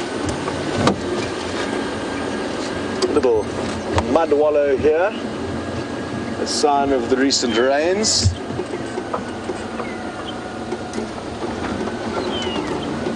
Hello Andrea, you would like to know if there are any American guides working in the Sabi Sands at the moment. Not that I'm aware of, but we only are intermingling with a very small portion of guides. The southern Sabi Sands has got bigger lodges with bigger guiding teams, as a general rule, than where we are in the north. There's very small camps here with only 2 or 3 or 4 guides in each one, whereas the camps to the south of the Sabi Sands can have up to 12 or 16 guides at any given camp. And at one of them there was an American guide who worked at the same camp as James, Londolozi. What was her name? She was good fun. I don't think she is there anymore though. What was her name? Anyway, so there was, I've experienced one American guide in the Sabi Sands since I've been here, but also a French guide, a German guide. The German guy, that was an awesome story. He used to work for Ferrari, and he had quite a good position working at Ferrari head office in Germany. And one of his friends had a spare ticket to come on safari, and he said, Sasha, come and join me, I've got this free ticket. And Sasha wasn't really interested, and his friend had to beg and plead and like convince him to come on this free safari. Eventually Sasha was like, okay, I'll come. I'll leave Ferrari head office in Germany and come on safari if I have to. And good old Sasha ended up falling in love with it, so much so that he went back to Germany, resigned from Ferrari, and came back, trained and worked as a guide for quite a long time here. Then he moved up to Tanzania, managed the camps over there, but basically fell in love completely with everything that is safari. And he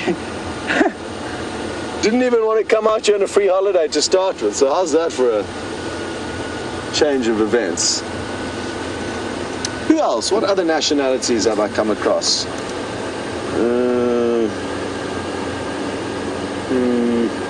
Yeah, just French, German, American that I can think of. Quite a few British people come into it. It's quite popular amongst the Brits. So there was also a guy from England working at the one camp where I worked. And this is, of course, just me and my experiences. I'm sure are guides of all different nationalities. There's huge benefits to coming, especially if you come from a country with a foreign language. You'll be very attractive to employ as a guide, because obviously when foreign speaking people come, the lodge has got that base covered. So I think Spanish is one of the most widely spoken languages. That would be a good one. If you can speak Spanish, you'll be attractive to camps.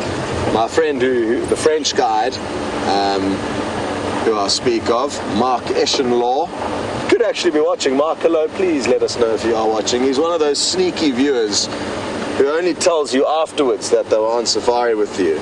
Stowaways, hiding on the vehicle.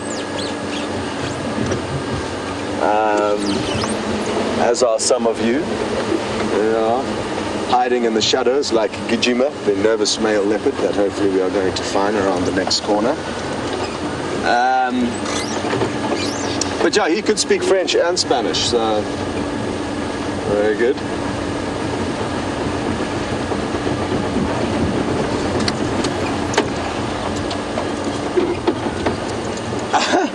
Shamrock, I'm glad you enjoyed the way I can simulate a dead animal. Like that. You also mentioned that Nicola Austin could possibly match the audio to go along with that. And yes, Nicola Austin is sitting behind me. I'll show you her foot. There, she's barefoot. Look at that. Barefoot early in the morning. I promise you that wasn't Dave's foot. Dave's on the other side of the vehicle. You can obviously also hear a ladylike giggle again. Not Dave. Okay, before we lose complete focus on our task at hand here, I've thought of coming back to the waterhole here at Buffelshoek, because if the lion are in fact in this general area, there's a chance that they would have come back now for a drink, now that it's warming up a little bit, now that the threat of hyenas is probably subsiding.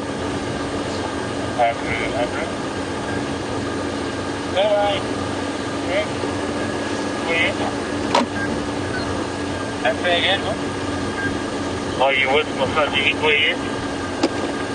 Negative, I'm through the road scan and down there. I'll let you know soon. Okay. No joy. The lion are sadly not here.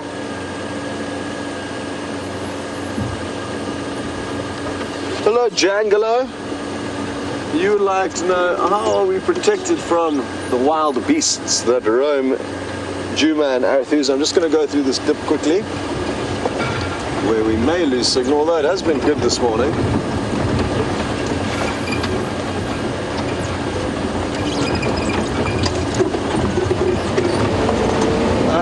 Okay, very good. Jangelo, you'd like to know what protects us from the wild beasts of this area? To be honest, it's probably more than anything else the fact that for many hundreds and thousands of years, humans have been the apex predator on the planet. So predators general, and most of these animals, their general response to us is to run away. Obviously that's not the case here because people have been coming to the Sabi Sands, the reserve that we are in, since the 1960s and even prior to that, but mainly since the 1960s people started coming here in greater quantities, armed with cameras, not with rifles, and because many people over many years have been coming here, taking pictures of animals slowly, making them understand that we just want to watch them and not want to hurt them or harm them or get involved in their lives in any way. We merely want to spectate. And because of that, the animals have slowly become relaxed with us and not scared of us.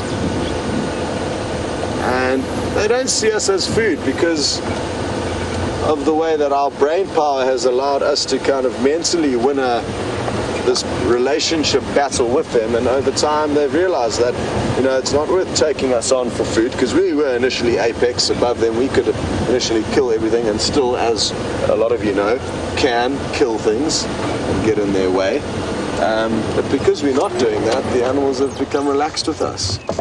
That's not to say, oh, there's just a little hornbill flying off here. Let's see if we can't get you a view. Let's click up a little bit closer. Obviously, that's not to say, Jangelo, that they are not potentially dangerous. And there is a possible risk that we could come unstuck. Oh, the hornbill's not playing along, but let's just take this moment to get a little view of it. Oh, no, I've stopped in a terrible spot. Let me roll forward a bit, chap. So that's not to say that we can't come unstuck if we are not careful, but we've all gone through a lot of training, and if you give the animals the respect and space that they need, they typically will not become aggravated with you. So that's the bottom line is, if we, with our experience and with our training, read into the behavioral signs of the animals, all the indicators that should warn us of an animal that may be in a bad mood, that may be sexually heightened like elephant bulls and must, you just give them the respect that they need. No difference, I guess, to responding to humans' body language. A lot of the time we read into body language and then act accordingly, and it's the same with the animals. Even though we can't necessarily communicate with them, just by watching them and understanding them, you give them the respect that they require or they ask for sometimes, with low growls or head shakes or behavioral signs, and then they kind of are happy with us to do what we do, spectate and not interfere. There's a golden orb spider up here, Dave. I don't know, if you just zoom in, you should get it there. There we go, here. We're gonna get some great, oh, what have you just made a kill? Why did you move so quickly? We got perfect sunshine on what is quite a large spider, this golden orb spider. I find it fascinating how they can move on these webs. Obviously, this one's missing how many legs, everybody? 2. It's only got 6 legs, and it's supposed to have 8. So even with its 2 missing legs, it's still doing a good job moving around. That line of debris below it is where all of its kills have been stashed, and various theories as to why they'll have that. Some people say that it's to prevent other animals flying into the web, so it's kind of an indicator that there's something there. Other things you can see in the web a little bit above it, Dave, if you just focus on the smaller spider and pan up a bit, there's 2 different smaller spiders above it. One of which is the male golden orb spider. That's the one in the middle. And there's a tiny one above that male with a little silver bottom. That's a kleptoparasite called a dewdrop spider. And it is glistening in the morning sunlight. I don't know, Dave, if you can try and focus on that tiny one above it. So I don't know where it is in relation to that. There we go. I think that's right there. But you can see it glistening with that shiny abdomen, hence the name, a dewdrop spider. It looks like a little ball of dew, that big bottom of its, and that will steal food from the orb-web spider. Let's go back to the lady. The lady is much bigger than the male, and it looks like she's doing some web maintenance. Look at this. This is absolutely fascinating. Look at her taking the webbing out of the end of her abdomen there, and you can even see the golden tinge that gives them their name, the golden orb-web spider. And isn't this just the most awesome thing to be watching? The intricate design of a spider web. What's fascinating is that from that silk gland, they will be able to produce different kinds of silk. Some are more sticky than others. Some are used as kind of foundation ropes that don't need to be sticky. Obviously, the portion of webbing that they want to catch their prey with will be more sticky, but they can produce different kinds of silk. I'm glad she knows what the plan is, because this is some serious engineering we're witnessing. Hello, Lisa. Oh, sorry, Dad. I just let go of my foot off the brake then and rolling forward. Lisa, you would like to know if these spiders are poisonous? And I'll have to start off by correcting a very commonly made mistake, and that is that poison is ingested and not injected or envenomated via teeth. So no scorpions, spiders, or snakes are poisonous. You can eat all of them, you can drink all of their venom, and there will not be a problem. If, however, they are to bite you, depending on the species, they may be venomous. This one is not venomous to us. They cannot bite us. I'm told that they do have venom, but their teeth aren't possible, or they don't have the correct mouth parts to actually be able to bite us. So they are of no harm to us, even though they may have some venom. They are not a harmful spider to us as humans.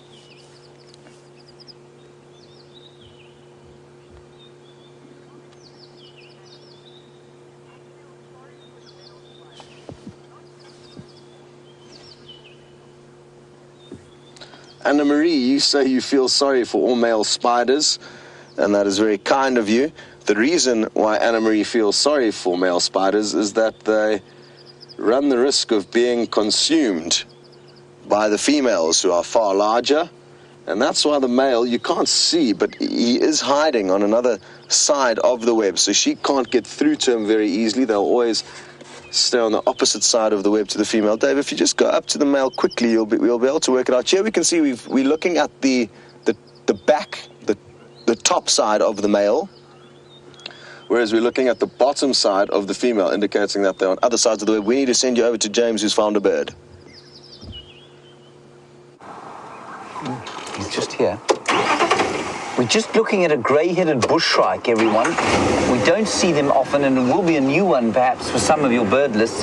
He's just dropped off this marula tree into the ground. There he goes. There he goes. There he goes.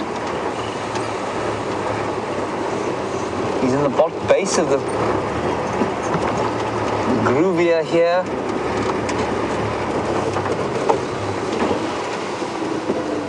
You see him? No. He's gone. He couldn't have gone.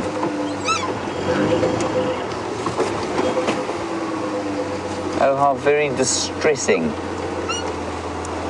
It's a beautiful bird, everyone. It's called a grey-headed bushshrike. Just while Jean is there, I'm going to find him in my book. Just keep checking there, Jean. Maybe he'll pop out. But he makes the most ghostly call, which has given the rise to his Afrikaans name, the spookvoel, which means the ghost bird. I can hear a fluttering, but he goes like this. He goes.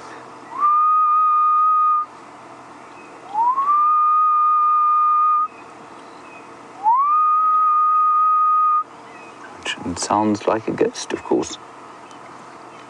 Apparently it sounds like a ghost. S for shrike, correct, Jean? Begins with an S. 390. 2 out of 10. Yes.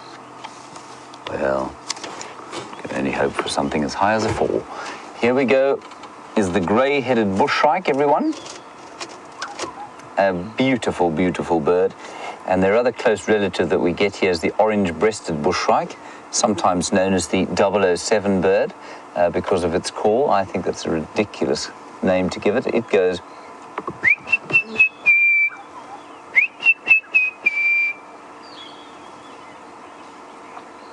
That's the grey-headed bushshrike. And he's big. He's about, well, he's almost a foot long. Almost a foot long. Beautiful colour. Right, let's head back to Scott and his spider. She's not going anywhere. She's being a lot more confiding than that bird was. We're going to continue along towards the water.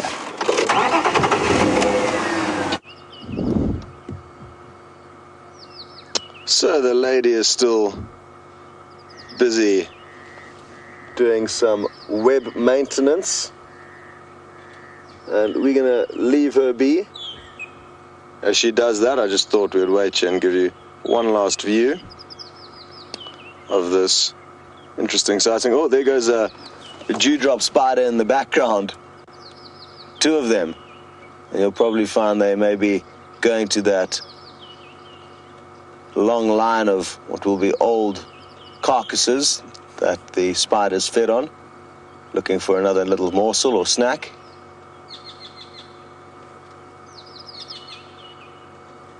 Great. I'm wondering if these Nkuhuma lionesses aren't somewhere in this thick bush here somewhere. Anyway, one of the difficulties we face is that if we are off the vehicle for very long, then we don't get to spend time with you. So that is why I'm not going to invest any more time off on foot.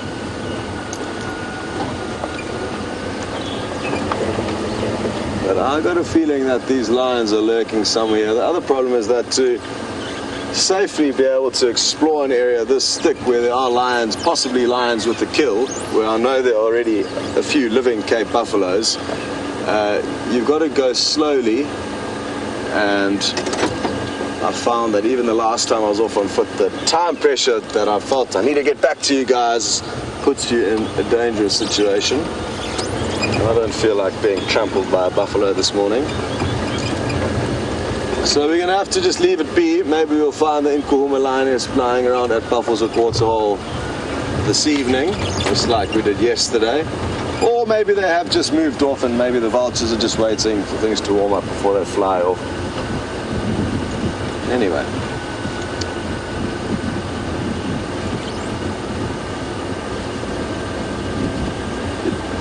Chris, in Arizona, you'd like to know if predators lose their fear of humans, will we become prey? Certainly not. Because the predators in this area certainly do not fear us, but we are not their prey.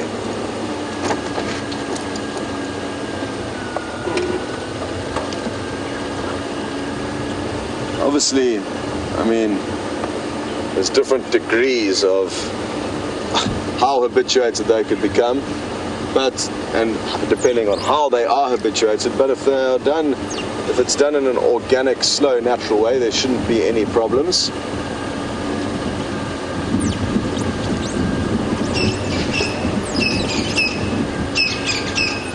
Okay, our signal's going to start getting shaky as we head down into Inyala Road North, this little low-lying area, so we're going to send you back to James. I sort of feel that Scott and I are looping each other at the moment. He's headed on to Inyala Road North, which is the road we've just come off now. And I think he was on Hyena Road. Anyway, it might be a good idea just to, as it heats up, to go and check Buffelshoek Dam again. Maybe those lions will pop out of the block. We did do a walk through there, which is quite an extensive walk through the block there, just to check if we couldn't find any evidence of those lions, and I'm afraid we found nothing. So, my plan now is to just have a quick look at the hyena den, see what's going on there. Some red-billed hornbills. And perhaps pick up, I know a lot of you were concerned about the hyena that was attacked by the dogs yesterday.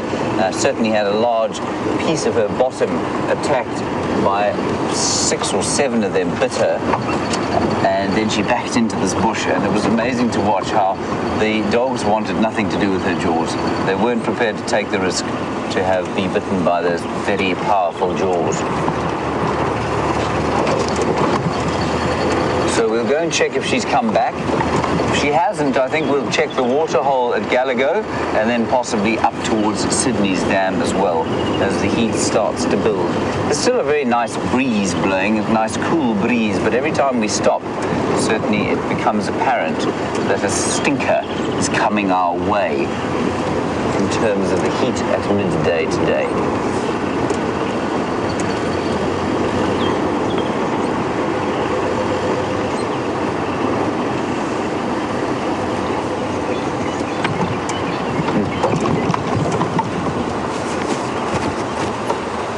James Richard, you say whenever you see a golden orb-web spider, you're reminded of the lyric from Paul Simon that said, the spider resumes his golden thread.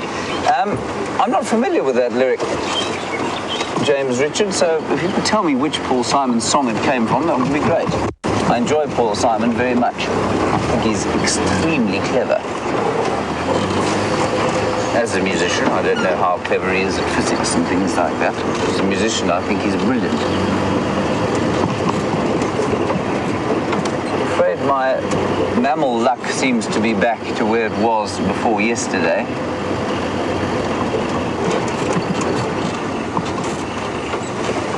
Anna, you want to know what diseases wild lions fall victim to. Anna,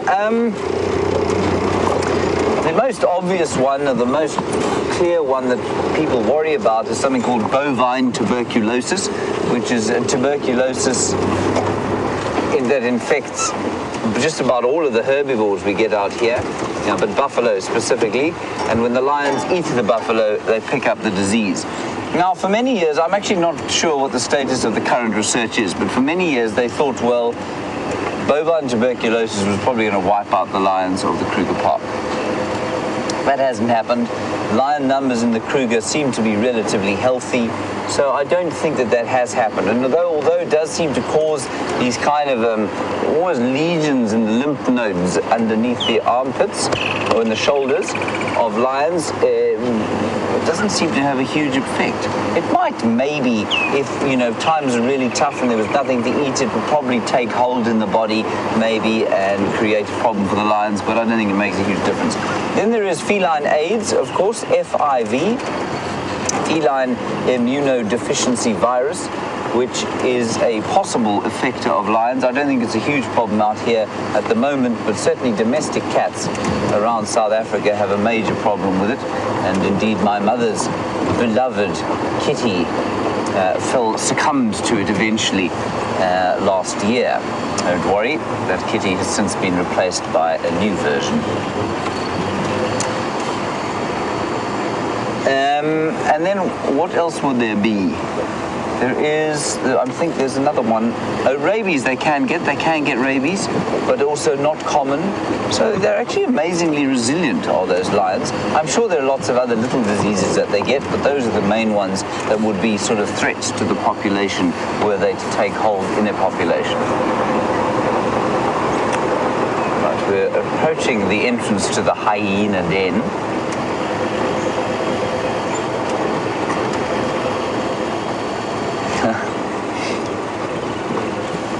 This is a very interesting question from Mobile Paddy. If human beings were to go extinct, which animal would flourish the most in our absence? Or which species, maybe? I'm trying to think very carefully here. I think the domestic rat would certainly have a problem. What do you think, Jean-Ray? I'm just trying to... I can't think that... So, I mean, what would happen? Let's say human beings went extinct tomorrow. So all the cities, all areas where human beings live, cities and villages, would become devoid of humanity.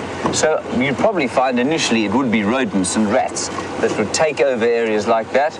Cockroaches and other, what we would term pests, would devour anything that was around. then, of course, let's assume that we weren't all lying in a rotting pile somewhere, that we just disappeared. Yeah, I think cockroaches and rats to start with. I think they would find inhabiting our human dwellings the most obvious because they know how to do it already. They would then be replaced, of course, by predators which ate them, lots of little smaller predators. And in turn, eventually, I think what would happen is that the cities and towns would be taken over by bush again. And so the natural wildlife of those areas would start to flourish. That's a very interesting thought experiment. Thank you for that. Just quickly before we arrive at the hyena den, this bush on my right-hand side is called a sour plum. And the sour plum bush had some green sour plums on it earlier in the season, but it doesn't have anything more on it now, and they didn't ripen. So the fruits just kind of disappeared.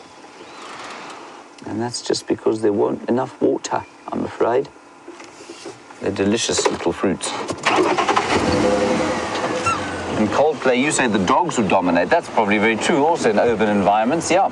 Feral dogs and feral cats would probably dominate. But I think you'd find it was the little things initially. The rats and the cockroaches. Don't it just give you a shiver, John Dre? Shiver down your spine at the thought of all those cockroaches running around.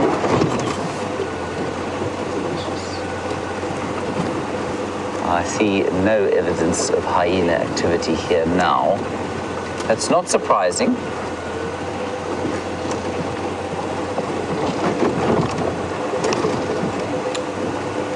Now, Stefan, while we pull into the hyena den here, there are two reasons I think this den might be inactive. The one is that the heat of the day has begun, and the second is that I wonder if these chaps haven't moved. They looked like they might be thinking about it last night. So from here, we're going to go to the Galago pan and check if they aren't swimming in there, recovering from their fight with the dogs. And Stefan, you want to know if there's ever been an animal that I have been unable to identify. Stefan, by animal, you probably mean mammal, and the answer is not in this area, no, I can identify all the mammals in this area. Well, no, that's not true. I can't identify all of the bats species at all. They're much too difficult to try and identify. In fact, no one can identify them just on sight. And then, Stefan, remember, if we expand that away from just mammal to actual animal, the whole kingdom, then there will be plenty, especially in the invertebrate world, that I would have no idea about. So lots and lots of insects which you can identify down to, you can say, well, this is a mantis, or this is a beetle, or this is a stick insect, but to actually get the specific name of those mantises and beetles is very, very difficult. So yeah, plenty of invertebrate animals that I cannot identify, Stefan. So interesting that there are no hyenas here. Like I say, I suspect they have maybe moved. Oh, and Bill, yes, we did. You want to know if we got the hyena attack from those wild dogs on the 360-degree camera. Yes, we did. And Brian stitched it together yesterday. Now, what that does, it doesn't mean that oh, dear grief. Sorry about that, everyone. Driving like an absolute moron. Sorry, John, you're looking a bit shocked. Bill, we did, and Brian stitched it together, and it did work, so that's good. Now, we can't actually show it yet. It needs to be processed further, but by stitched together, what Brian does is all the camera guys do is they take the 7 cameras, they put them into the computer, and the computer then sort of makes the 360-degree circle, but you can't actually view it like that. It's still got to go for a bit more post-production before you can have that kind of 360-degree view, which is so amazing. So I think it's going to be incredible. We'll have the hyenas that side, we'll have the dogs running either side, and I mean, they were so close that we couldn't actually see them in front of the car, but that camera would definitely have picked them up. All right, let's go back across to Scott. I'll go and check the water, and we'll keep you posted on what we find.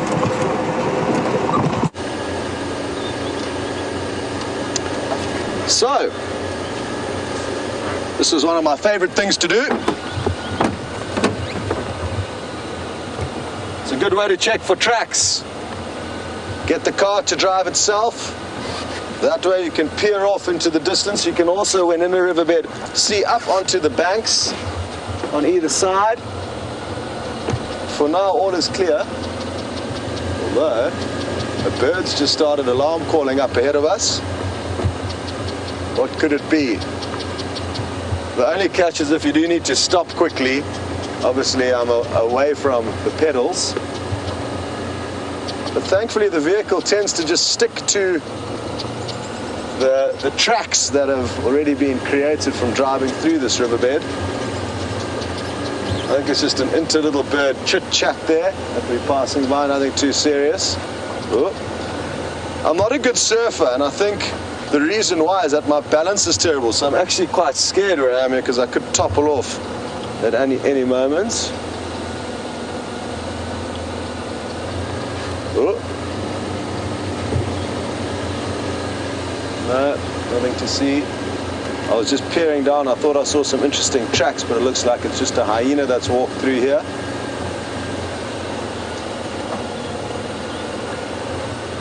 Very good. I think I shall return to my driver's seat now. There we go. Whoop, hit the brake there. That's the wrong pedal. Nice to stretch the legs on safari. Told you got a view of my lower back there. You may have noticed some strange colorations. There may be some kind of artwork there. I don't want to be promoting that, as it's most mother's worst nightmare. I do not want to have any little kiddies going and following the same thing as me. Naughty.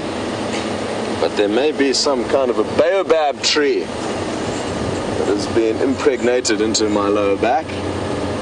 It's actually a renovation of a terrible initial artwork that was a tribal squiggle design, very small one at my lower back, also known as a tramp stamp, that I got with a matching with an ex-girlfriend when I was 18. Bad move. But at least it wasn't her name. It was merely just the fact that we got the same tattoos. Hers was slightly skew. It was a horizontal tattoo, and they didn't do hers straight, so you could distinguish the two ever so slightly. And when she decided to get married to another man, I thought I should maybe renovate that initial artwork.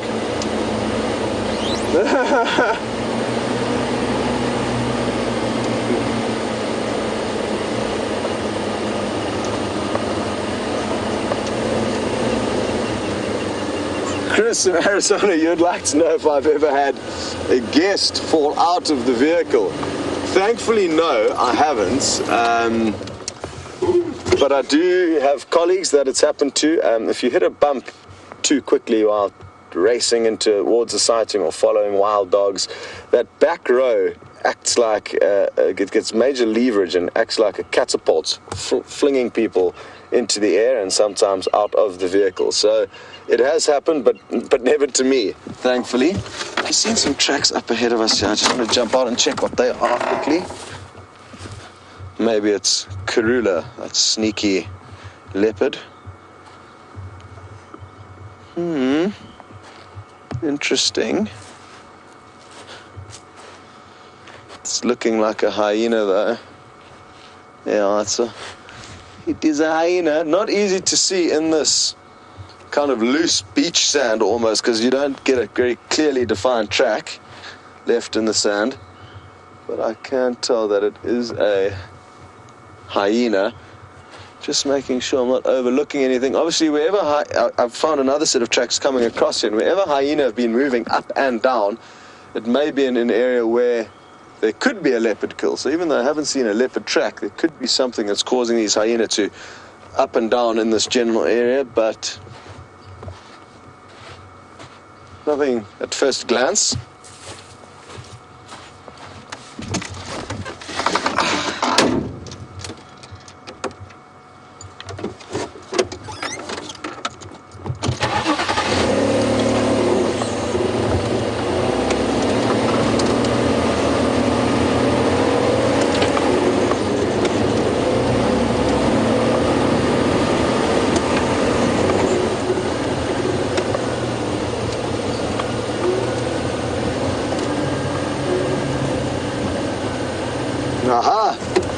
Naomi, in Gauteng, which is a city in South Africa also known as Johannesburg, or a region of South Africa, where Johannesburg, our biggest city, our financial hub is. Naomi would like to know if it takes a little bit of time to acclimatize to the city when we do head back there on our 2-week breaks. And yes, most certainly, Naomi. A few things that are, for me, the most pertinent with regards to acclimatization is driving around with other vehicles, having to deal with traffic and other people on the roads. That's clearly something we don't encounter too often here. Obviously, traffic lights, or what we call robots here in South Africa, are also something that you need to get used to. Even stop streets, indicating. We never indicate when we turn here. So yes, the driving takes a little bit of getting used to, and just the general noise and hustle and bustle of a city can be a little bit overwhelming once you've been in the bush for 6 weeks on, which is the general work rotation that we work. 6 weeks on, 2 weeks off. That's how I've lived my entire working career, just about. Working life since I started as a guide after I completed my degree in Cape Town. So yeah, I think that is one thing. Nikki, what's another thing that takes getting used to out here? I mean, back in the city. Well, driving was the first. Driving was the first one for Nicola. Controlling retail therapy is also something that you need to try and get used to. It's the most bizarre thing. Because we can never really buy anything here, we don't use money for 6 weeks at a time while we're here. Well, unless, you know, we may send our bank card or some cash with whoever's going into town to buy some drinks or sweets or things that don't get catered for us here, but everything else is basically catered for us whilst in the bush.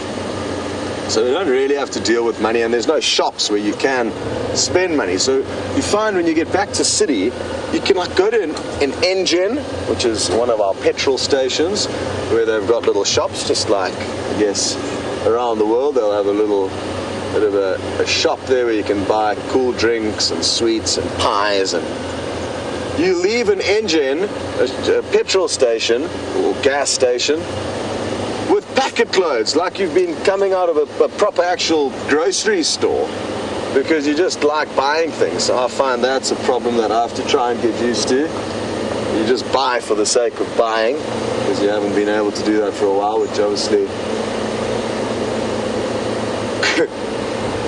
that's something that takes a bit of getting used to. I tend to do the same thing as well when we head out for a few drinks at the local watering hole. Because you haven't been to a watering hole for so long, you think everyone's your best friend and you like to buy everyone drinks. That's another problem I face when going back to the city. I haven't done this for so long. Here we go, everyone, have a drink. But yeah, I'm not too sure what else, Naomi. If I do think of anything else to let you know about, so I'll be sure to let you know. But for now, you guys are going to be heading back to Mr. Henry. Perfect timing as we exit the riverbed.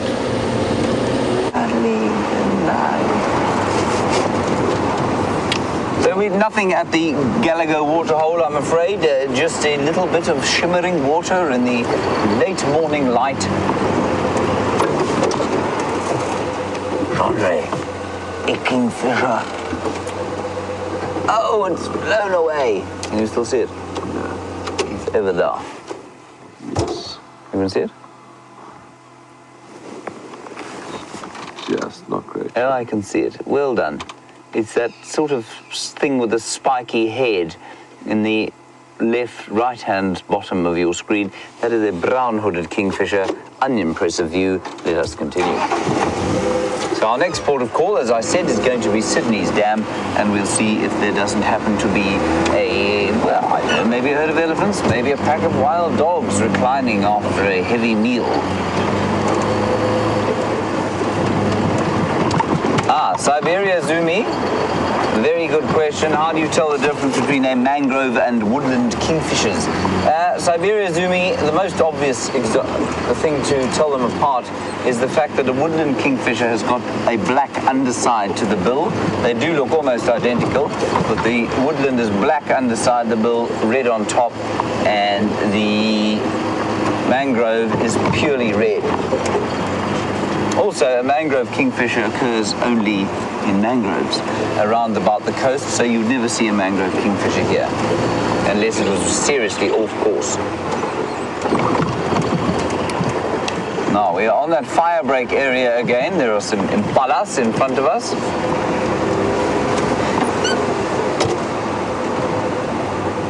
And Naomi, you're in Gauteng, and you want to know when we go back to city,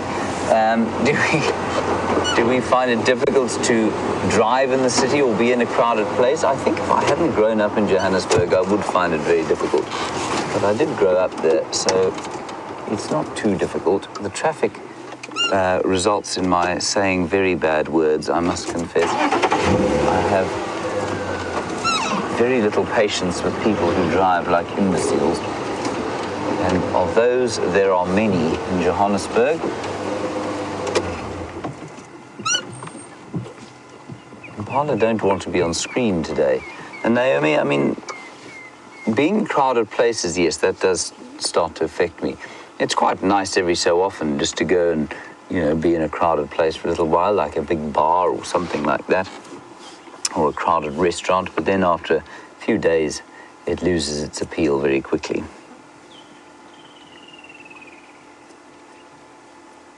There's a strip in Johannesburg called the 4th Avenue Parker strip, which is full of sort of swanky restaurants to go along. And I find that I get very sick and tired of that within about 2 days, 2 visits or so. Kyle, you want to know how long it took me to learn about all the animals here? I think that was your question. Kyle, I'm still learning about all the animals here. Oh, how long it took me to memorize which animals make which tracks, Kyle. Again, still learning. If you get a very clear track, it's pretty easy to learn. It'll take you a couple of weeks to learn exactly which leaves what track. But the thing is that animals very seldom leave completely obvious tracks. Remember, it depends what they're walking across. They might be walking on stony ground, so they might just leave a little piece of track. They might be walking across a rain-capped piece of earth like these lions, I think, have been doing, and that's why we can't find their tracks. And so it's a question of looking for other signs and very unobvious signs. Oh, quickly, go across to Scott to see the relative of the grey-headed bushrat. Okay, we've taken a massive gamble here, everyone. There's you little... Okay, well, there was a bird. It was the cousin of the bird that you saw earlier with James the grey-headed bushrat, but she gone. So we are going to send you back to James, but at least we tried. Goodbye. There are some piggies, everyone. 1 sow, 2 piglets. And they are grazing along as the heat starts to build to my back. I must say, I think we're in for a real stinker today.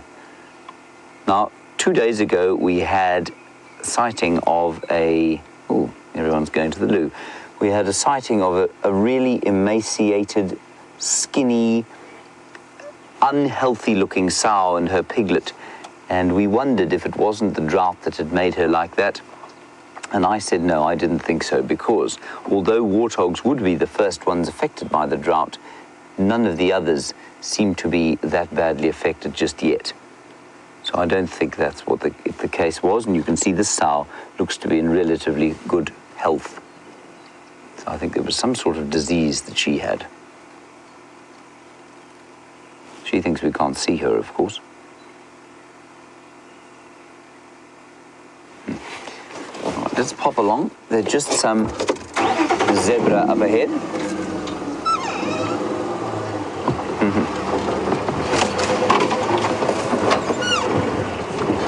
Now, Kevin, you've been watching the dam cam, and certainly before it had its recent troubles, there seemed to be buffalo and hippo and all sorts there just about all the time during the day, and suddenly there isn't. Kevin, that is simply because the advent of those troubles with the damn camera happened at almost precisely the same time as we had the rain. And what that rain has done has put puddles of water all over the bush, which means that the animals don't have to go to that one piece of water in order to survive. So the buffalo, for example, which were all over that place, are now spread out amongst the bush, lying in the puddles. We found one on his own in Buffelshoek yesterday, not Buffelshoek, in Arethusa yesterday, and then a few more just sort of lurking about, the smaller pans, the more natural pans. And that's why, I think, Kevin, I think you'll find as we dry out again, so the action will return to that pan. Beautiful herd of zebra here. Again, going to start a foal, just having a little frolic, a frolicking foal.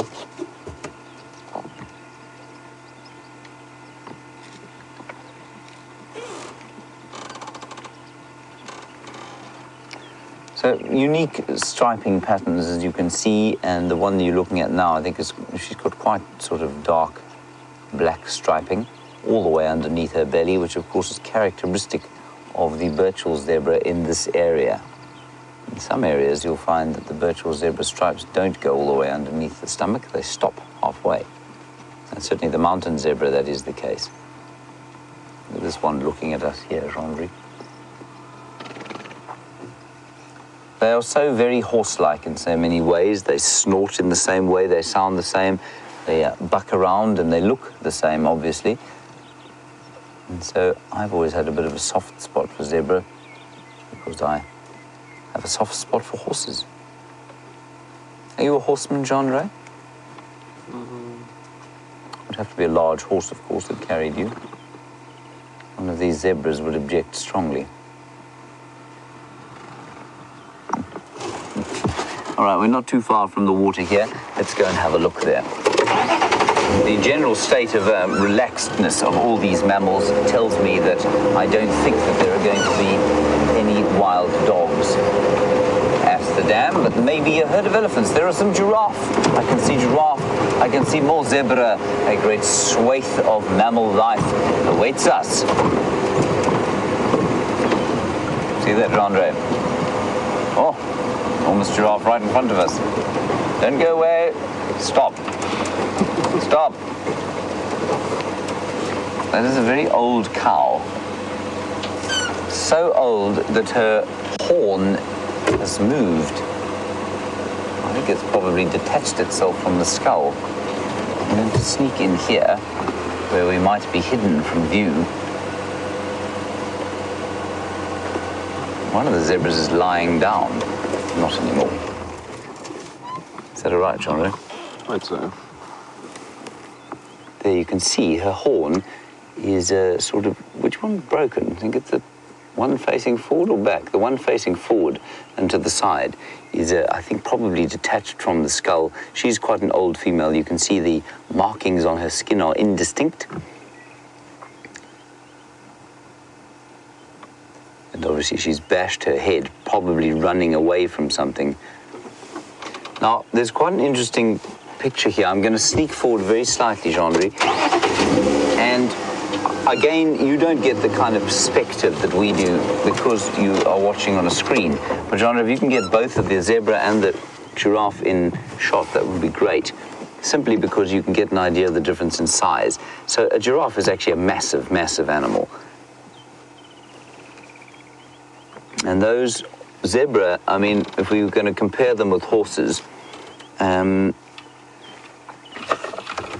you would find that they were the size of a sort of, I don't know how familiar you are with horse sizes, but they're probably about 14 two hands, so just about a horse, but like a large pony is the size of the zebras.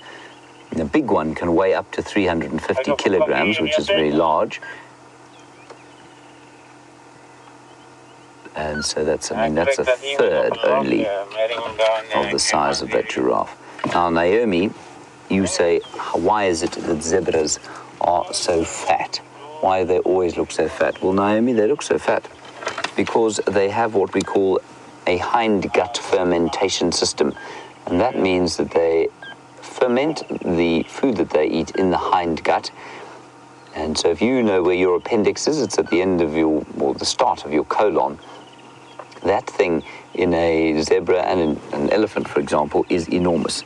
And it is carried by fermentation vat. It is full of bacteria, and that's where the digestive process occurs. Unlike in a giraffe, for example, or an impala or a cow, where the digestive process takes place in the foregut, in the front of the stomach. So they don't have that huge kind of gas-filled vat at the back of the stomach, which makes them have that fat appearance. Jean-Ray, this one in the shade here looks a little worse for wear. See what I mean? Got some mud on him. Standing just as a horse might, resting with his leg sort of on the toe. And he's got a number of scars on him, quite a lot of mud. I think he's just old, you know. I guess he's an old stallion. So he's done well to get to the age that he is. Didn't like me calling him old. I think it's a stallion. The giraffe seemed to be heading off towards the water, and I'm just going to sneak forward. Chandra, look at the bird here. Look at that beautiful picture there. Hello, Lisa Roll on Me. Every day we get a wonderful Twitter handle that makes me giggle. Lisa Roll on Me, you want to know, warthog, how big do they get in comparison with the domestic dog? I suppose they would be roughly the size of a bull terrier. If you know what a bull terrier is, it's that kind of short, very stocky dog. So, well, no, they're not actually. A big boar is actually much bigger than that. A big boar weighs about 100 kilos, but I think it's very concentrated. They're very densely built. But it's like a really big bull terrier, I suppose, would be the size of a warthog. Isn't that pretty? It is called a European bee eater. No, it's not. It's called a European roller, not a bee eater. And that beautiful sky blue. Oh, catching an insect, back to the same perch. He basically lives on that perch. Let's see if he'll fly back there. Here we go. Every time we come past here, he's over there. And I'm sure you can feel the sense of peace that starts to build as the heat comes. And you can see why we had that question earlier today about the crepuscular nature of our drive. So why we're active dawn and dusk. And it's just simply because the animals are, and you can see that they are starting to really calm down. The birds have stopped singing their morning songs, and the animals have stopped grazing. They're heading into the shade to try and escape the heat of the African sun, except that bird who seems to be reveling in it.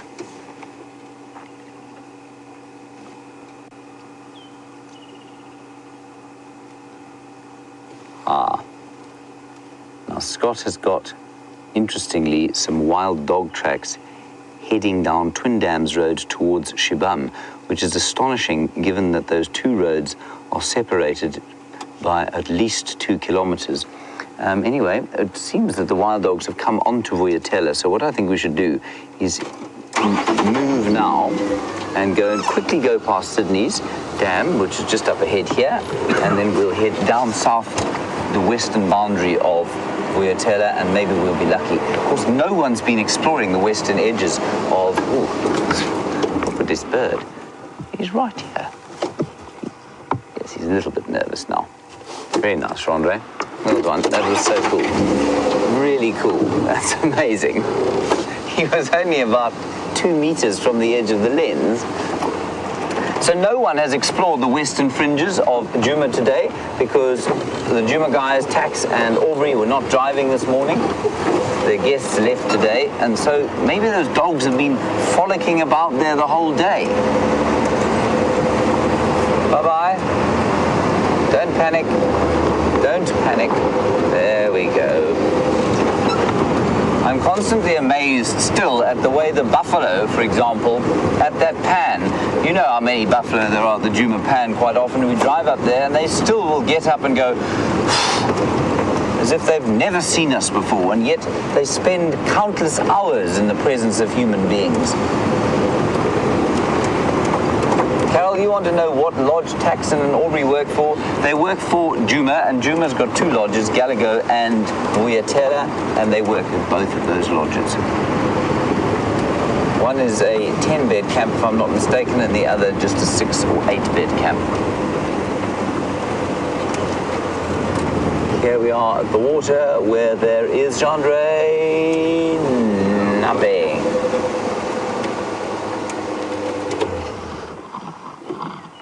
Apparently today is not drinking day.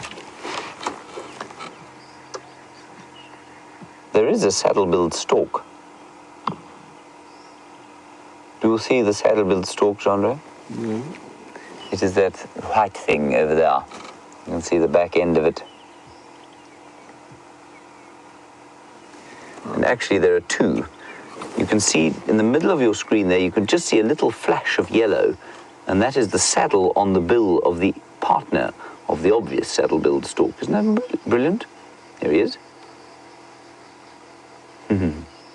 Okay, I'm going to drive quite quickly now towards quarantine clearing, see if we can't pick up some more tracks of those dogs. Let's go across to Scott. He can give you an update as to where he found the tracks, and we may be lucky before the end of the drive. Tally-ho, Jandre. So, as James has mentioned, just a handful of wild dog tracks heading towards this road that we are now, called Shibam Road, which means gun road. Shibam is a gun. Interestingly, in Shangaan, XI is pronounced she. So Shibam is spelled X-I-B-A-M-U. Kind of don't really pronounce the U at the end. Or at least you shouldn't if you're speaking proper Shangaan. But a lot of people go Shibamu. But it's more a silent U at the end. Oh, it goes an impala, bucking off to the side. So, I'm guessing that these two dogs that James did get a glimpse of yesterday, I think you guys may have also got a glimpse as well, are called the Magnaletti pack. They're a breakaway, I think, from at least the Magnaletti pack. It's just two of them, one of which is collared. And they've been seen far south of us in the southern Sabi Sands. It's just fascinating how far these animals move, wild dogs. They cover huge, huge distances. They aren't bound to territories. And it would be nice if we popped into them again. So, to get you at least a better view of them, it would be the third pack that we would have been able to show you. The one pack is called the Sands pack. The other pack is called the Investec pack. And this third little pack of two is called the Magnaletti pack. The Magnaletti is a government-owned reserve to the north of us that we are open to. Very nice reserve. We actually used to stay there before we had accommodation here at Djuma. It's been actually quite a lot of backwards and forwards between our accommodation where we stayed, but we have stayed in the Magnaletti, which was half an hour away. It's quite fun staying across there, quite nice actually. I mean, benefits to everything in life and negatives, I guess. Obviously, an extra hour of travel every day on top of early mornings made us a little bit sleepy, but it was really wonderful to kind of drive half an hour through game reserve to work in the morning and from work in the evening.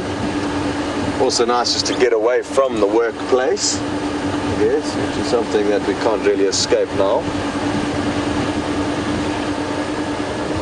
Gabby, you'd like to know what we do during the day while we're not filming. I like to sleep every day if I can, which we usually can, but sometimes we have meetings and obviously we've got to do emails.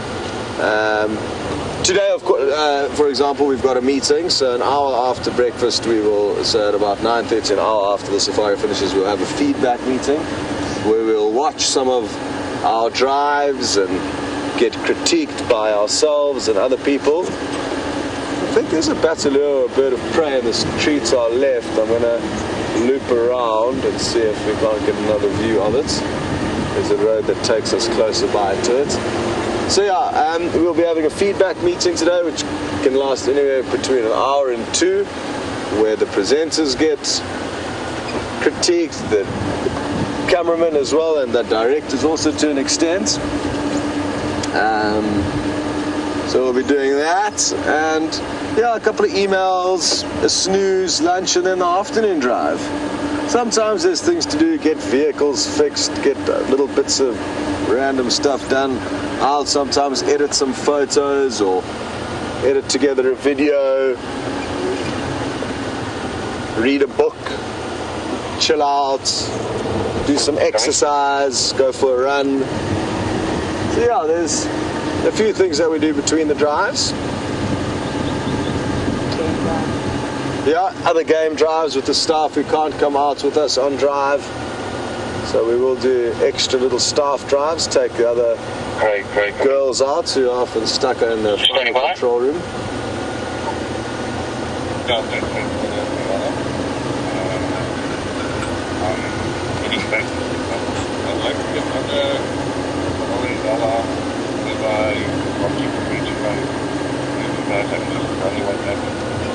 Ooh, there's a European... there was a European beater, but it flew off. They're very pretty birds, the European beaters, but they are not very obliging, sadly, so we haven't got you many good views of them. Marilyn in Montana, you'd like to know, when working on your bird list, will you include male and female? Or will you just, you know, do a species check? Usually, you'll just do a species.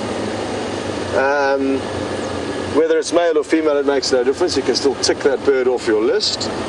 But if you would like to be very, not strict, meticulous maybe about your list, you could add in male and or female, because in some of the species, a lot of the species, they can look very different. But no, it's not a requirement. Male or female counts for a bird list. Anyone, as long as it's just an individual of a species, you can tick that off your list. You don't need to see both, and either one will count. But like I say, you do have the option to be more meticulous if you'd like.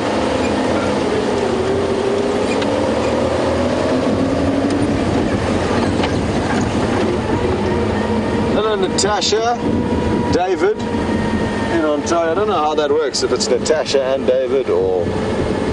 But either way, Natasha, David, Natasha and David.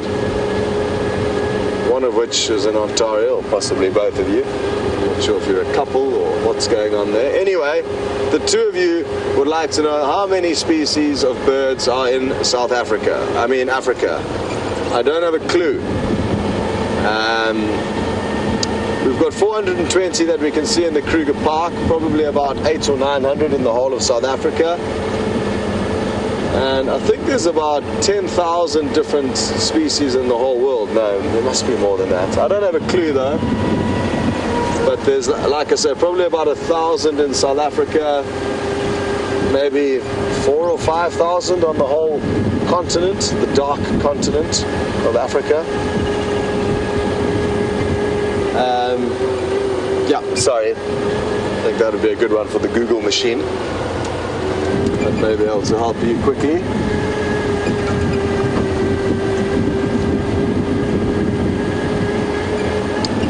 Where are the animals?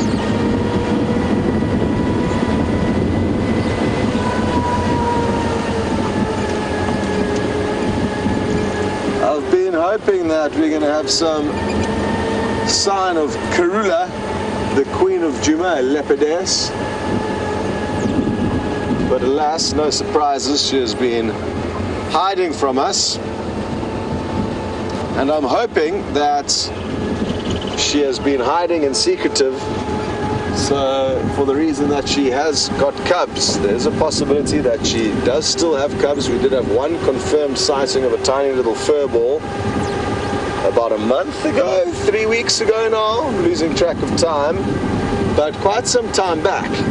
Since then, not one confirmed sighting, and there's nothing that leads us to believe that she does still have cubs. However, again, it is a rumor until we can confirm that we have seen it for ourselves, but there is talk that one of the guides saw her with suckle marks, indicating that she still has cubs suckling on her little nipples. That was 5 days ago. Again, I don't believe anything until I see it myself out here. Doesn't matter who the update comes from. An example of which is we got a report the other day. Karula is in the Philemon's Dip drainage line with one of her cubs. All of us got hugely excited, but knew that Tingana and Tundi were in that general area mating, so it would be highly unlikely that Karula would have her cubs anywhere near that danger zone. And it turned out that Karula and her cub were Tingana and Tundi. So a good example as to why you do not want to believe everything you hear out here in the wilderness. The bush makes people crazy after some time, and it can happen to us. We can become crazy. We do become crazy, and that's why we just need to factor in that level of craziness that could occur at any given time from anybody.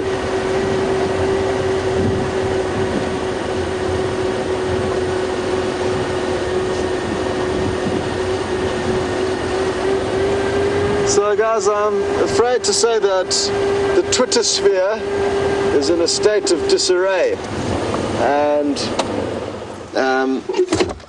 we are not receiving your tweets. So that is why we are not answering some of your questions. Apologies for that, but it is Twitter's fault, not ours. I've just seen something. I want to run off and see if it's a frog. It could just be a little cocoon or something white. And sometimes the painted reed frogs show white coloration. So let me go and check quickly.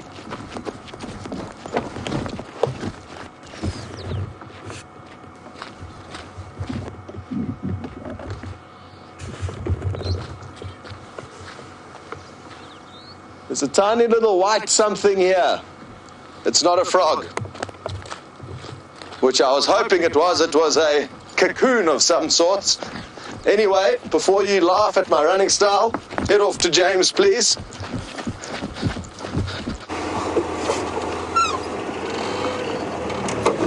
Okay, everybody, we found some bee eaters here.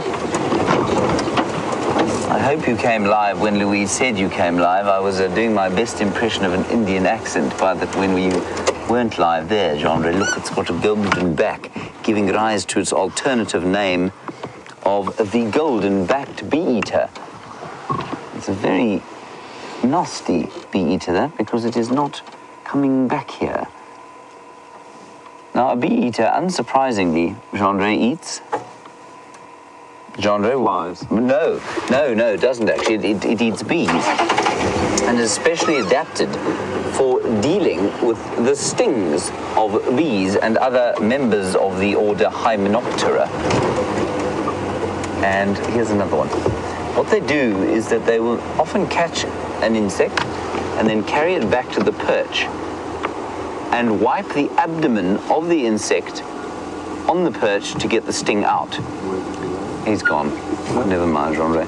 And what I find really interesting about that is that a bird is clearly, knows the front end of an insect from the other, and it knows exactly where the sting is. Who teaches it that? Who teaches it to do that? And I think it's one of those astonishing behaviors that has developed over, obviously, many hundreds of thousands of years of evolution. Anyway, that's the bee-eater. They don't only eat bees, they do eat lots of other kinds of insects. And they're especially there, it's flying away again, they're especially adapted for that.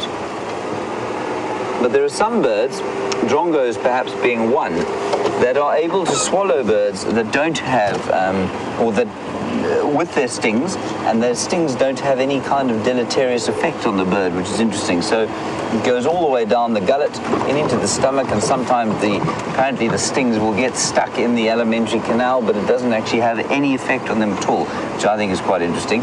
And then I know you were looking at a cuckoo recently with Scott, and they specialize often on eating hairy caterpillars. Now, a hairy caterpillar, for those of you who don't know, will walk around on you, and those hairs leave you with rashes, horrible itching. And a cuckoo has developed the ability to just sort of digest them, and the hairs actually line the stomach of a cuckoo. So if you find a dead cuckoo and you dissect it, you find inside the stomach all of these hairs, and there's no other bird that we know of that's able to do that. It's amazing that everything out here can be something to eat for something else which likes to eat it. Now, we're driving vaguely in the direction of, no, we're not vaguely in the direction of Scott. We're driving pretty much exactly towards Scott as we speak. There he is. Oh.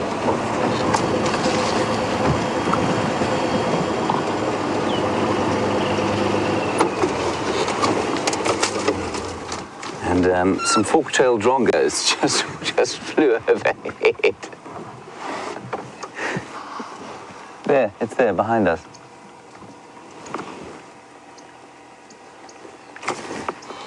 Okay, let's go forward now.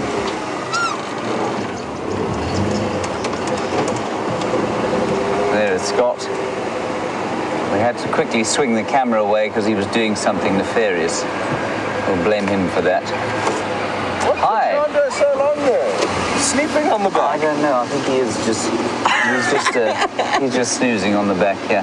Hello, Nicola. How's your driving? No, full of joy. Packed full of mammals. Yeah. Eh? Packed. Yes. Yeah, Yes. all over. Some kind of a record, possibly. I think it might be a record. This might be the largest group of mammals ever seen on a drive. 10 out of 10 we're going to You've get. got more than we have. Well, you know, it's my age, on account of my advanced age. And wisdom. Well, I didn't want to say anything, but yes, probably. Okay, James, well, we're going to leave you be. Dog tracks go. They were going towards Shabam, close to the end of Treehouse, and then we just... Right, we're Yeah. going to send you to sit next to Nikki there. Move up. That's it. Okay. All right. Go and join her, and we'll see you shortly. Bye-bye.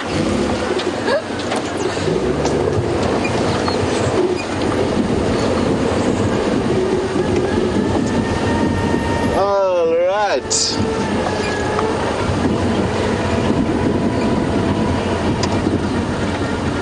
Well, always pleasant bumping into the other crew. Sometimes we do, sometimes we don't. James and I have been through default crossing one another's paths quite often recently. I'm secretly just following his moves, hoping that I'm going to be able to feed off his sightings like a remora feeds off the food that a shark feeds on. I'm remorering James. I wonder what's for breakfast. I'm getting hungry.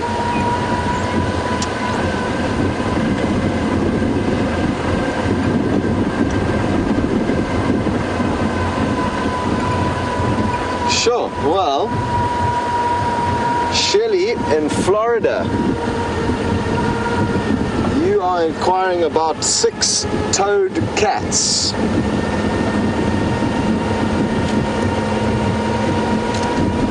Never heard of a 6-toed cat. I've only heard of the 4-toed cats that we see. They do have a dew claw, which would have been essentially a thumb, but it's become a vestigial limb, so it doesn't really do anything. So that would be the 5th toe, I guess, but we don't see that in their tracks. If there are any cats with 6 toes out there, I would suggest probably getting it amputated. It's not normal. Only kidding, that's just that I don't know anything about 6-toed cats. But if anybody can furnish us with anything that they do know about these cats, unless of course deformities, that would be great.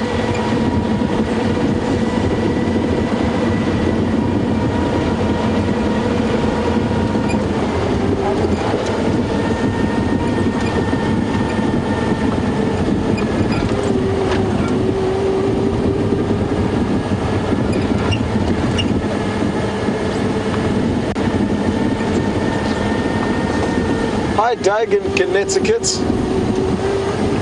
I hope all is well.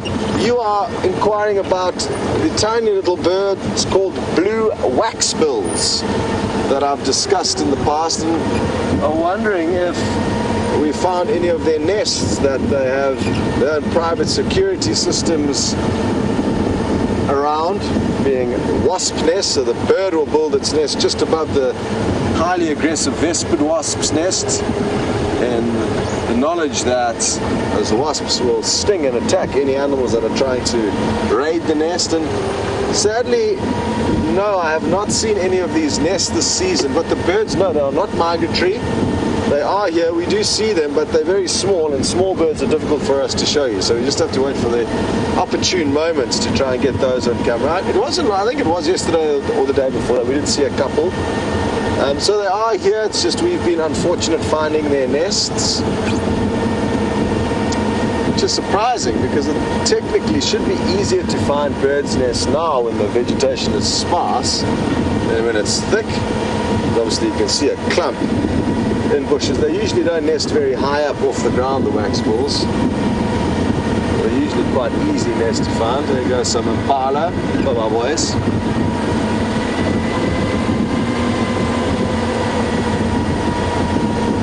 Oh, hello Robin and Maryland. You have informed us that cats with 6 toes are called polydactyl cats, and you've had 2 of these, but I mean, is this normal or is this a strange deformity? I don't know. Very interesting though, thank you for that. Here we have got the 2-toed warthog. Little piglets, cute, and a mum.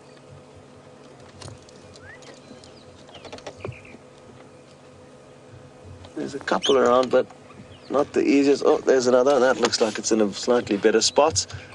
Looks like 4 little piggies and 2 slightly bigger ones.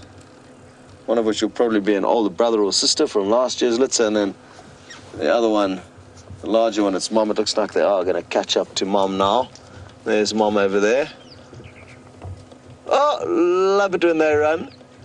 They erect their tails, very characteristic of warthogs running. Both adults and young will do that. A great follow me signal. Being very short, it's useful to have an antenna from which to follow as they flee through the bush.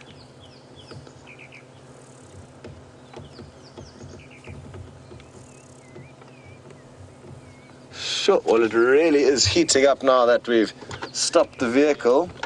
Bye-bye, Watties. It looks like it's going to be a typical hot and humid summer day here in the Lowveld. It's been quite nice and cool up until now though. So we've been lucky over the last few days with some much cooler weather. I think this afternoon we are going to be melting unless we get some clouds coming in, but it's looking like clear skies all around. That of course can change. The typical summer here is really wonderful with the amounts of cloud formations and thunderstorms and the speed at which they can build up.